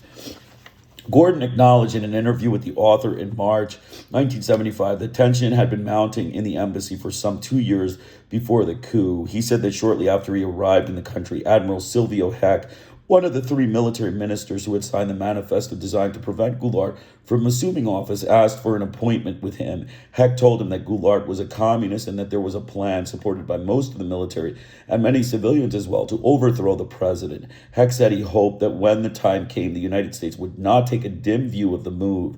Gordon maintains that he was non-committal, but that he checked out the story and concluded that the plotters did not have nearly as much support as Heck had reported. Gordon said that Goulart had made it clear from the beginning of his term that he did not play the Queen Elizabeth role in the parliamentary government, and that U.S. relations with his government began to deteriorate in May 1962 when his speeches in Mexico and elsewhere veered off toward populism. The U.S. Embassy was approached from time to time during the second half of 1962 by groups plotting against Goulart. Gordon maintains that all such overtures were met with a response that the resolution of the matter was a Brazilian affair, but he adds that he did not disguise the embassy's alarm about the tendencies of the Goulart government. Gordon did not believe that Goulart himself was a communist. He saw him as an opportunist who tended to vacillate, but he felt that at times Goulart was mesmerized by Brizola. Gordon was particularly concerned about Brizola's grupos de once, literally groups of 11, allegedly organized to establish or defend a leftist government, and the strength of the communist unions supporting Goulart. He was also convinced that funds were being siphoned off from Petrobas into a political slush fund for Goulart. By late 1963, Gordon confirms he had begun to express to Brazilian leaders his fears that Goulart was engaged in supervision, that is, plotting a Vargas-style coup from the top. Assistant Secretary of State Thomas Mann, in congressional testimony in May 1964, said, "We were aware in January by the time I got there. I did not know how much earlier that the erosion toward communism in Brazil was very rapid." In his expose, Inside the Company CIA Diary, published in London in 1975, former CIA agent Philippa G. confirmed the events in Brazil at that time were viewed as critical. Agui's diary for February 10, 1964, reads as follows. "I spent a night out of Jim Nolan's house. After return to headquarters, Nolan was assigned as chief of the Brazil branch of WH Division, a key job with Brazil's continuing slide to the left under Goulart. Nolan made several trips to Brazil last year, and from what he says, Brazil is the most serious problem for us in Latin America. A more serious, in fact, than Cuba since the missile crisis. Most of the U.S. officials in Brazil involved with the making or implementation of policy towards Brazil at the time of the coup, with whom this author spoke, expressed vague fears of communist takeover in Brazil, but conceded ultimately that they were speaking of long-term developments. They admitted that Goulart was not a communist and that the Communist Party was not in itself a threat, but they generally compared the position of Goulart to that of Czechoslovakia's Edward Beneš or USSR's Kerensky's defense attaché Vernon A. Walters, at that time a colonel, later promoted to brigadier general, and from 1972 to 1976 deputy director of the CIA. For example, admitted that Goulart was not a communist, but he claimed that Goulart was inept and hostile to the United States. And he agreed with Gordon's assessment that Goulart was plotting subversion. Niles Bond spoke initially to his fears of a communist takeover. He concluded, however, that it was not the Communist Party he feared, but rather the people around Goulart. Of Goulart, he said, "It was common knowledge in Brazil that I didn't like the son of a bitch." Colonel Walters, who had been in Brazil since 1961, had served as liaison officer with the Brazilian Expeditionary Force in Italy during World War II. As such, Walters had developed a close friendship with Marshal Castello Branco and others among the conspirators, as well as among Goulart's own military dispositivo. He reportedly wired full details of the organization of the coup to Washington a week before it took place. Walters confirmed to this author that he had been well informed on the plans for the coup. He said that his job was to find out what was going on and to report it. Ambassador Gordon, he was under no obligation, he said, to inform the Goulart government of plots against it. Walters said that Goulart had felt the United States was working against him, and asked Robert Campoza whether Walters was plotting to overthrow him. Campoza responded that Walters was keeping informed, but that he did not believe Walters had authorization to plot. Walters says that his information on the conspiracy came mostly from a group of brigadier generals in Rio de Janeiro, one of whom, in January 1964, told him with great relief that Castello Branco had joined the plotters. Walters and Castello Branco dined together frequently both before and after the coup, and in addition to their own friendship, which dated back to the Italian campaign, Walters' mother and Castello Branco's wife had been very close. Walters was at Castello Branco's home about 3 or 4 days after the coup when Lacerda broadcast the news that Castello Branco was to be the candidate for the presidency under the new regime. Walters was the first person to lunch with Castello Branco after his inauguration, and as the time approached for him to leave office, Castello Branco told Walters that it was only appropriate that he should share his last supper as well. Walters confirmed that what several other principals in the events of 1964 in Brazil had suggested, that he was probably Castello Branco's best friend. Nevertheless, Walters maintains that Castello Branco's never so much as hinted to him before the coup that he was involved in plotting against Goulart. Walters denied, of course, that he was involved in the plotting. It is apparent, however, even from the anecdotes he told this author, that there were some who saw him as a central figure in the conspiracy. Walters related, for example, that the old leftist general who was heading Petrobas approached him shortly before the coup, when it was clear that which way the wind was blowing, and denounced the leftists in the government in an attempt to identify himself with what it appeared to be the winning side. Thomas Skidmore noted that in a series of documentary articles published in O Estado de Sao Paulo after the coup included description of three contacts between military conspirators and the embassy before March 31st, 1964. The last of the contacts is described as follows. A high Brazilian official was asked about the possibility of meeting with one of the members of the military section of the Embassy of the United States. He agreed to hold a conversation at the office of the latter. The meeting took place on that occasion, and he received crouched in diplomatic language an offer of war materials in case of necessity. The Brazilian officer, according to the article, responded that he did not expect to need additional arms, but that he might need fuel. Army Lieutenant Colonel Robert Schuller, who was sent to Brazil immediately after the coup on a secret mission, told this author that the United States did not promise assistance, but conceded that if he had run into trouble, we would probably have stepped in. He further volunteered that there was a contingency plan for intervention in case the Russians moved. Schuller maintained that the Soviets were, in fact, directly supporting the communist takeover that was in the offing. He implied that Soviet submarines were on hand, and he compared the situation faced by the United States to the challenges of the Monroe Doctrine in Venezuela at the turn of the century. Contingency planning, according to standard operating procedures and to several of the principals in the event, was the province of the U.S. Southern Command, Southcom, in Panama. According to Chilean journalist Robinson Rojas, the contingency planning was quite elaborate. He reported that General Andrew O'Meara, commander of Southcom, flew to Rio de Janeiro 1 week before the coup to consult with Castello Branco. The assistance offered O'Meara, which proved to be unnecessary, was said to have included dropping paratroopers from the canal zone in the area where Goulart attempted to hold out against the insurgents. Walters told this author he did not recall O'Meara having been in Rio de Janeiro a week before the coup, but he did remember that O'Meara was in the city about 6 months before it. Walter said that O'Meara, like most U.S. officials in Brazil, anticipated civil war. At one point in the conversation, Walter told this author that things had been touch and go, and as late as a week before the coup, there was fear that it might not succeed. But he said that he had reassured O'Meara that things would fall into place pretty quickly. Gordon said that he became convinced after Goulart's speech of 13th March that radical change was inevitable. The only question being what kind of radical change. And he saw civil war as a real possibility. 3 days after that provocative speech, Gordon departed for Washington, where he conferred with Secretary of State Dean Rusk and Assistant Secretary Thomas Mann about the situation in Brazil. He returned to Brazil on Palm Sunday, and the following day, March 23rd, he assembled his ranking staff members from posts throughout the country to discuss the matter.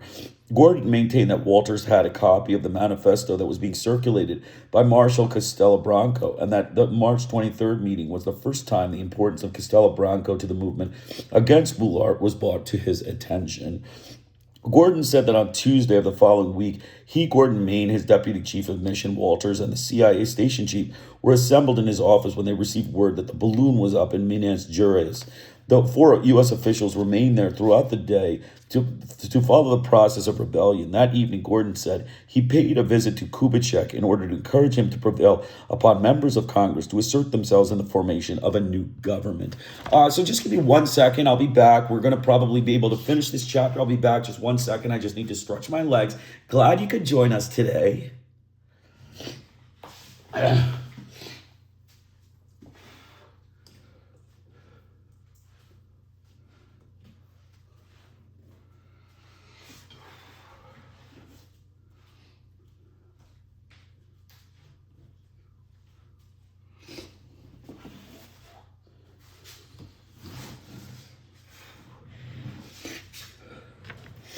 Okay, so continuing on.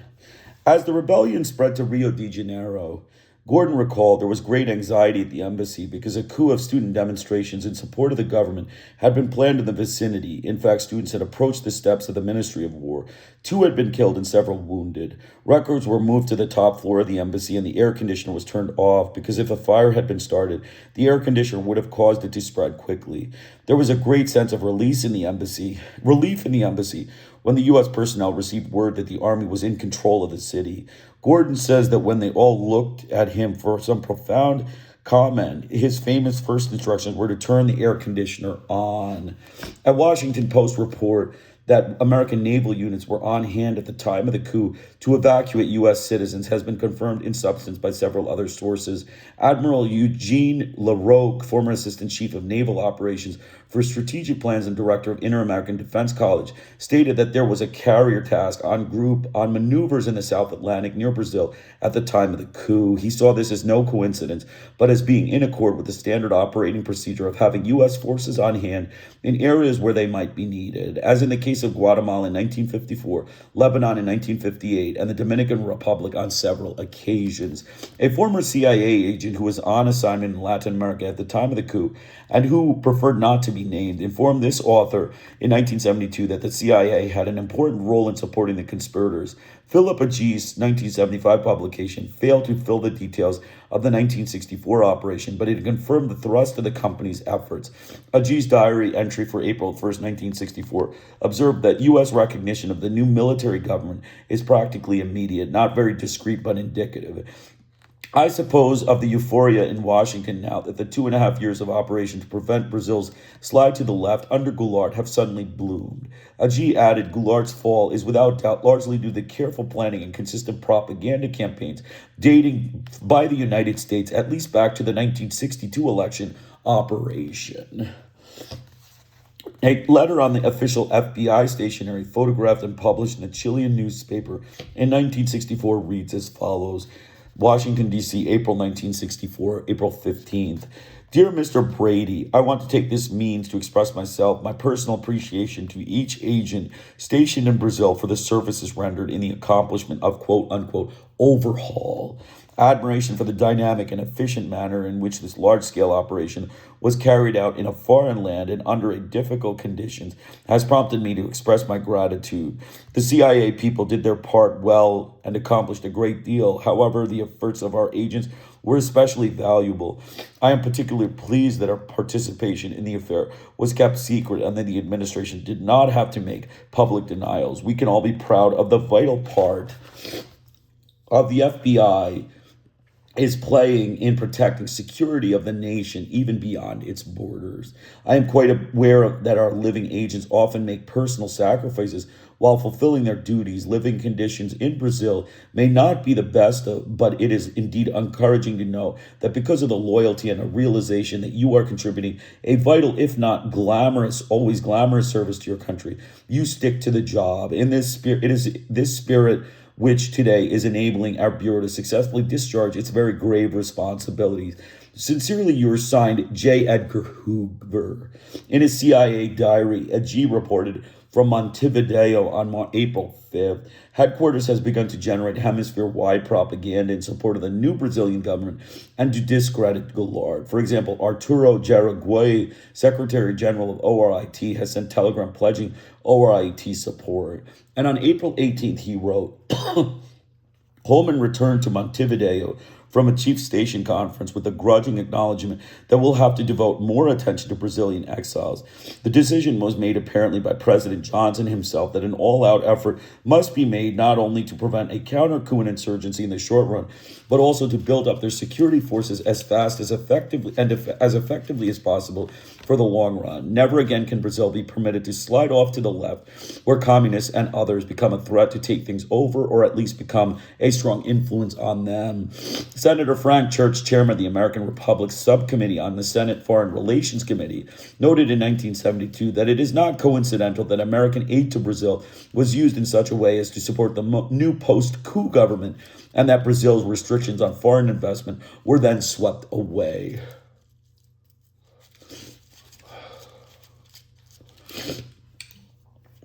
Brazil declares its dependence.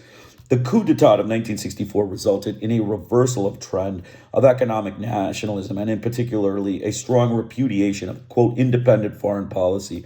One of the first acts of the new government was the revocation of the law, limiting the remittance of profits by foreign firms. That act, with the opening of various areas of the national economy to foreign investments and the signing of a bilateral investment guarantee treaty, resulted in a sharply increased flow of private United States capital to Brazil.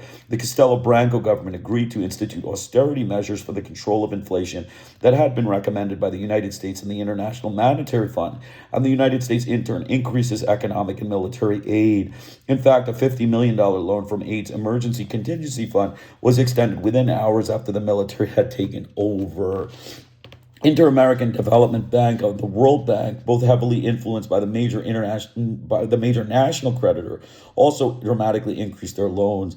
The IADB contribution increased from an average of $22 million US dollars in fiscal year 1962 to 1964 to an average of $98 million in the next 3 years. And the World Bank, which had extended no loans at all to Brazil from fiscal year 1962 to 64, loaned an average of $76 million in 1965 to 1967. Just a few days after the coup, the IAPDB approved a number of loans that the U.S. director of the bank had reportedly been prepared to veto or delay. And the IMF, which had denied loans to Brazil since 1959, came through with two $125 million standby credits before the end of the year. In December 1964, a program was drawn up whereby $1 billion was to be loaned to the Brazilian government for its economic development activities. In 1965, U.S. aid had agreed to contribute $375 million. About $450 million of the remainder was to be provided by the IMF, the World Bank, the U.S. Export-Import Bank, private banks, and private Brazilian creditors to the United States and Europe.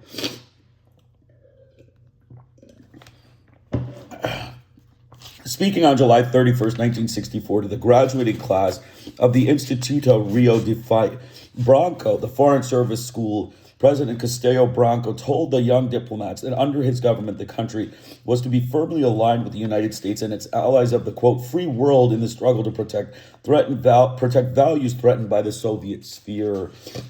The first of President Castello Branco's foreign ministers, Vasco Leitão de Cunha, stated on a national radio and television network on 6 July 1964 that the objectives of the external policy were to defend the traditional policy of the good neighbor in America and the security of the continent against aggression and subversion, whether external or internal, to strengthen all the ties with the United States, our great neighbor and friend of the North, to broaden our relations with Western Europe and the Western community of nations.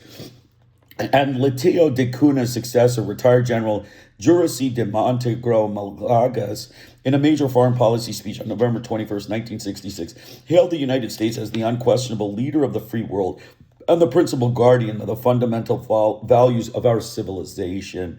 Colonel Fernando de Carvalho, director of the post-coup official military investigation of communism and corruption in the Goulart administration, charged that the communists, by definition, all who opposed the coup, had attempted to demoralize foreign investors, discredit the Alliance for Progress, and isolate the United States. He asserted that previous Brazilian policy had claimed to be independent was actually super dependent because besides creating new unnecessary dependencies, it put our country in an ambiguous position vis-a-vis the free world to distrust increased to the detriment of our interests. The Brazilian role in the Western Hemisphere politics in the early 1960s has been one of leadership in asserting the independence of the Latin American countries from the United States' influence. In the OAS, Brazil had acted as spokesman for Latin America on such issues as non-intervention and the sovereign equality of member states. The role was sharply reversed when following the coup d'etat of 1964, the military government under Castello Branco served as spokesman for United States policies in the Western Hemisphere. Foreign Minister Magalhães regarded the Western Hemisphere as the natural international stage of action for Brazil, and as the new government was particularly concerned with the maintenance of collective security against subversion in the hemisphere, the policies of it were in concert with those of the United States. In fact, the policies of the two countries became so closely identified that Latin diplomats and intellectuals began to speak of the Washington-Rio axis.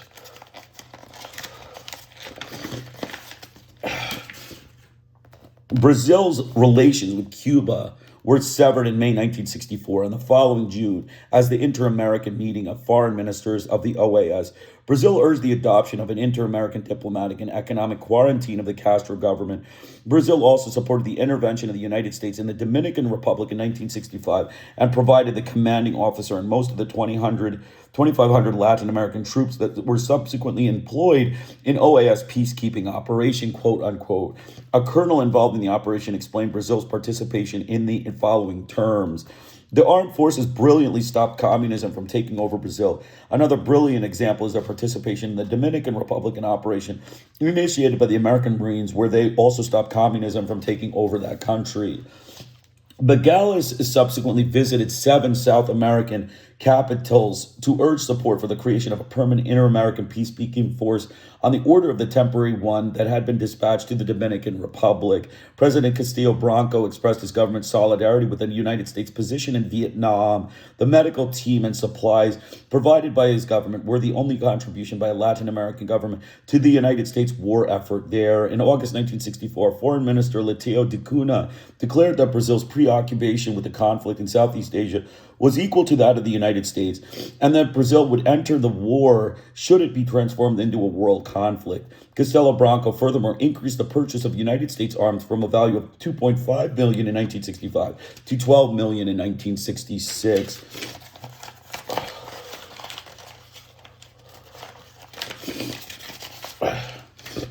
Brazil's relations with neighboring countries came to increasingly conditioned by geopolitical considerations.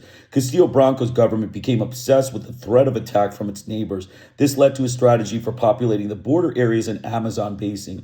Geopolitical works that became popular among military spoke ominously of the advance of Platine imperialism and from Argentina, continuing instability in Uruguay, and frequent reference was made to the unviability of some neighboring states. A de-emphasis on relations with Africa and Asia was accompanied by an emphasis on relations with the West. The abandonment of informal recognition of a divided Germany and support of African nationalism resulted in improved relations with West Germany and Portugal. In 1964, coup had taken place while the United Nations Conference on Trade and Development was underway in Geneva, whereas Brazil had entered the conference as a leader of the Latin American states. Most committed to radical change, the new delegation named in midstream urged moderation. Although Brazil's voting record on the 45 disputed resolutions finally passed by the conference placed the country far from extreme opposition demonstrated by the United States. Brazil's voting more nearly approximated that of the United States than did the record of any other Latin American country. One observer maintained that Brazil had played a key role in pulling the Latin Americans out of the bloc of underdeveloped countries, thus allowing the Western powers to get in their way. Following the 1964 coup, United Nations votes on such ideologically charged issues as the seating of communist China and the status of Portugal's African colonies were reversed. However, while the military rulers reviewed the workings of the international system as a struggle between East and West, they did not sever relations with the Soviet Union and its East European allies. In fact, they significantly increased trade with the area. Ironically, they reasoned that unlike their civilian predecessors, they could not be suspected by the United States or by conservative domestic groups of being soft on communism, and that as long as their internal security measures minimize the circulation of Marxist literature and ideas, they need not allow ideological conflict to jeopardize the development of a profitable economic relationship. The United States extols the dictatorship of murder. Writing in the mid-1960s, journalist Edmundo Manes, sociologist Nelson Wernick Soder, political scientist Helio Guaribe, and economist Celso Furtado viewed the U.S. economic objectives in their native Brazil and the rest of Latin America as leading inevitably to authoritarian rule. Manes said, in reality, the movement of April was not against communism or even those who defended consequently or inconsequentially the nationalist cause. The objective was to keep Brazil from escaping the status of a semi-colony. Soder suggested that the U.S. imperialists, quote unquote, recognized what the Brazilian radical left did not. The democratic reforms were steps towards socialism and that were threatening the interests of the foreign capitalists. He maintained that events in Brazil did not indicate imperialism, quote unquote, had grown stronger but more only frantic. It is natural, Soder said, that when persuasion no longer suffices to repress resistance, the ultimate and only recourse is military violence. He compared it to an orchestra reduced to a single instrument. Joao characterized the Castello Branco government as having an intrinsic propensity for becoming a colonial fascist regime. He explained that a regime lacking support at home must seek it abroad. Given the present conditions prevailing in Latin America, the simple truth is that right-wing nationalism cannot hope to win a clear victory over colonial fascist tendencies, since it emphasizes the preservation of existing social order as much as does colonial fascism. It would require external aid for both economic and political reasons, and could not remain nationalist without losing support both at home and abroad. Celso Furtado linked repression in Brazil to U.S. economic policies. The U.S. government's program for development in Latin America, based as it is on the activities of the great American business corporation and preventive control of subversion, is not visible except as a means of freezing the social status quo. State action would therefore have been essentially repressive in character. Finally, Muniz said, "It would be nice to know, after all that has happened, what is the present condition of Brazil if the American government continues to have permission to intervene in internal Brazilian politics in order to change the regime or those who govern it." Ambassador Gordon told this author in 1975 that he had hoped in 1964 for the reestablishment of civilian rule in Brazil, and had been surprised and dismayed by the issuance of institutional acts that served as the vehicles of increasingly authoritarian rule. At the time, however, for U.S. as well as Brazilian audiences, Gordon and other spokesmen of the executive branch expressed only unqualified praise of the new regime. Testifying before the House Foreign Affairs Committee in hearings on Foreign Assistance Act of 1965, General O'Meara said of the 1964 coup d'etat, "The nation needed it in order to free itself from a corrupt government which was about to sell us out to international communism." In anticipation of the first anniversary of the revolution in 1965, Secretary of State Dean Rusk spoke glowingly of how, under Castello Branco, the situation has changed dramatically for the better.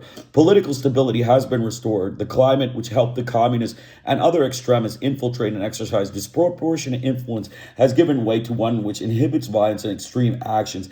As ambassador and later Assistant Secretary of State for Inter-American Affairs, Gordon lavished praise on the government of Castello Branco, describing it as totally democratic and the best government Brazil ever has had, and referring to the revolution as the single most decisive victory of freedom in the mid-20th century. In a speech to Brazil's Superior War College on 5th May 1964, Gordon heralded the revolution as an event which may well take place alongside the initiation of the Marshall Plan, the ending of the Berlin blockade, the defeat of communist aggression in Korea, and the solution of the Cuban Missile-based crisis as one of the critical points of inflection in mid-20th century world history. In 1969, having departed from government service, Gordon expressed second thoughts about the ongoing revolution. At that time, he joined some 300 scholars in sending cablegrams to the Brazilian government protesting the arbitrary retirement of scholars in that country. By the time of the official visit of President Medici to the United States in December 1971, a large number of U.S. legislators, scholars, clergymen, and other citizens had publicly expressed bitter criticism of the systemic repression of Brazil and of U.S. support for such a government, but the official position of the United States remained one of strong support and unadulterated praise. On the occasion of that visit, President Nixon said of General Medici that in the brief time that he had been president of Brazil, there has been more progress than in any other comparable time in which the whole history of that country. Nixon added, "We know that as Brazil goes, so will the rest of Latin America continent." And Treasury Secretary John Connally was quoted by Jornal do Brasil in early 1972 as having said that the United States could well look into the Brazilian example to get its own economy in order. A decade after the coup, however, U.S. spokesmen were still going out of their way to deny U.S. complicity. In late 1973, Jack Kubich's Assistant Secretary of State for Inter-American Affairs, addressing the Inter-American Council of Washington, D.C., was asked if the United States had been involved in any way to overthrow the government of Salvador Allende in Chile. Kubich's response was that the United States had nothing whatsoever to do with that coup, and he added gratuitously that the United States had nothing to do with the 1964 coup in Brazil. As we have seen, for a number of reasons, Brazil in 1964 was particularly vulnerable to a coup d'etat. Structural dysfunctions in the economy, some induced by domestic causes, some externally imposed, had generated an atmosphere of crisis. The military is a predominantly middle-class institution, so on the increasing demands of the masses a threat to its material well-being and social status. But the mobilization of the lower classes has proceeded only far enough to frighten the upper class and middle classes. Strong and autonomous grassroots organizations were virtually non-existent. The independent foreign policy designed in part to contribute to the building of a popular base proved too dangerous for a government that did not already have well-organized popular base. The outcome then of the crisis of the early 1960s was a veto coup, toppling a constitutional regime and establishing in its place a regime with sufficient authoritarian control to favor the upper and middle classes to repress with more force than effective on demand of the masses. Although the full extent of the U.S. complicity in the Brazilian Revolution may be generally known, it is clear to this author that the United States was prepared to go at great lengths to reverse the trends toward economic nationalism, democracy, and popular mobilization that had been accelerating under the Goulart government. The United States generously supported the new military regime. The military regime, in turn, reversed most of the foreign policies that had been identified with short-lived, quote, independent era, particularly those that had placed constraints on foreign capital. Under the military, Brazil was also apparently assumed the role of a cooperative subpowerment to the United States in the South American continent. So that's great. That's the first 56 pages of United States Penetration of Brazil by Jan Knapper's Black. We're going to just, make some comments at the end, and, I'll just, make some closing remarks. 2 hours, even. I'm glad you could join us today. So basically, the U.S., clearly the U.S. was involved in this coup. The U.S., orchestrated the coup. They paid the money to the military generals. They provided the repressive technology, the military hardware, and all of the, propaganda against the Brazilian people to make them, think that American intentions in this coup were actually good. When the U.S. fraud capitalists, the U.S. genocide of white racists, butchers, the American white butchers of the American government, the genocidal anti-third world butchers, the colonial fascist butchers of the United States government did mass murder in Brazil. Their mass murder campaign in Brazil is reflected by the repressive military dictatorship and colonial fascist regime that they instituted of Castello Branco and then, subsequently Medici and others. We also learned about the enslavement of Brazilian people. The economy was, going down. It was a downward spiral, an abysmal failure again. The U.S., again, abysmally failed in Brazil. Its economic capitalism, its capitalist interests indicate their self-serving interests and, samatrophia of the U.S. public, the U.S. government, and the U.S. mass media in, promoting U.S. capitalism and colonial fascism, which indicates murder for the indigenous people and, money for the white wallets. The white wallets are, supreme, and the, non-white wallets, the third world wallets, are secondary and basically left to, death. You can have death and you can have, billions of dollars. That's the United States capitalist failure in Brazil. It was an abysmal failure by the American murderous white mafia butchers of the American government. So that's it. I'm going to come back tomorrow. I'll do the part 2. It's, it's another section, and I'm going to just finish with some closing remarks.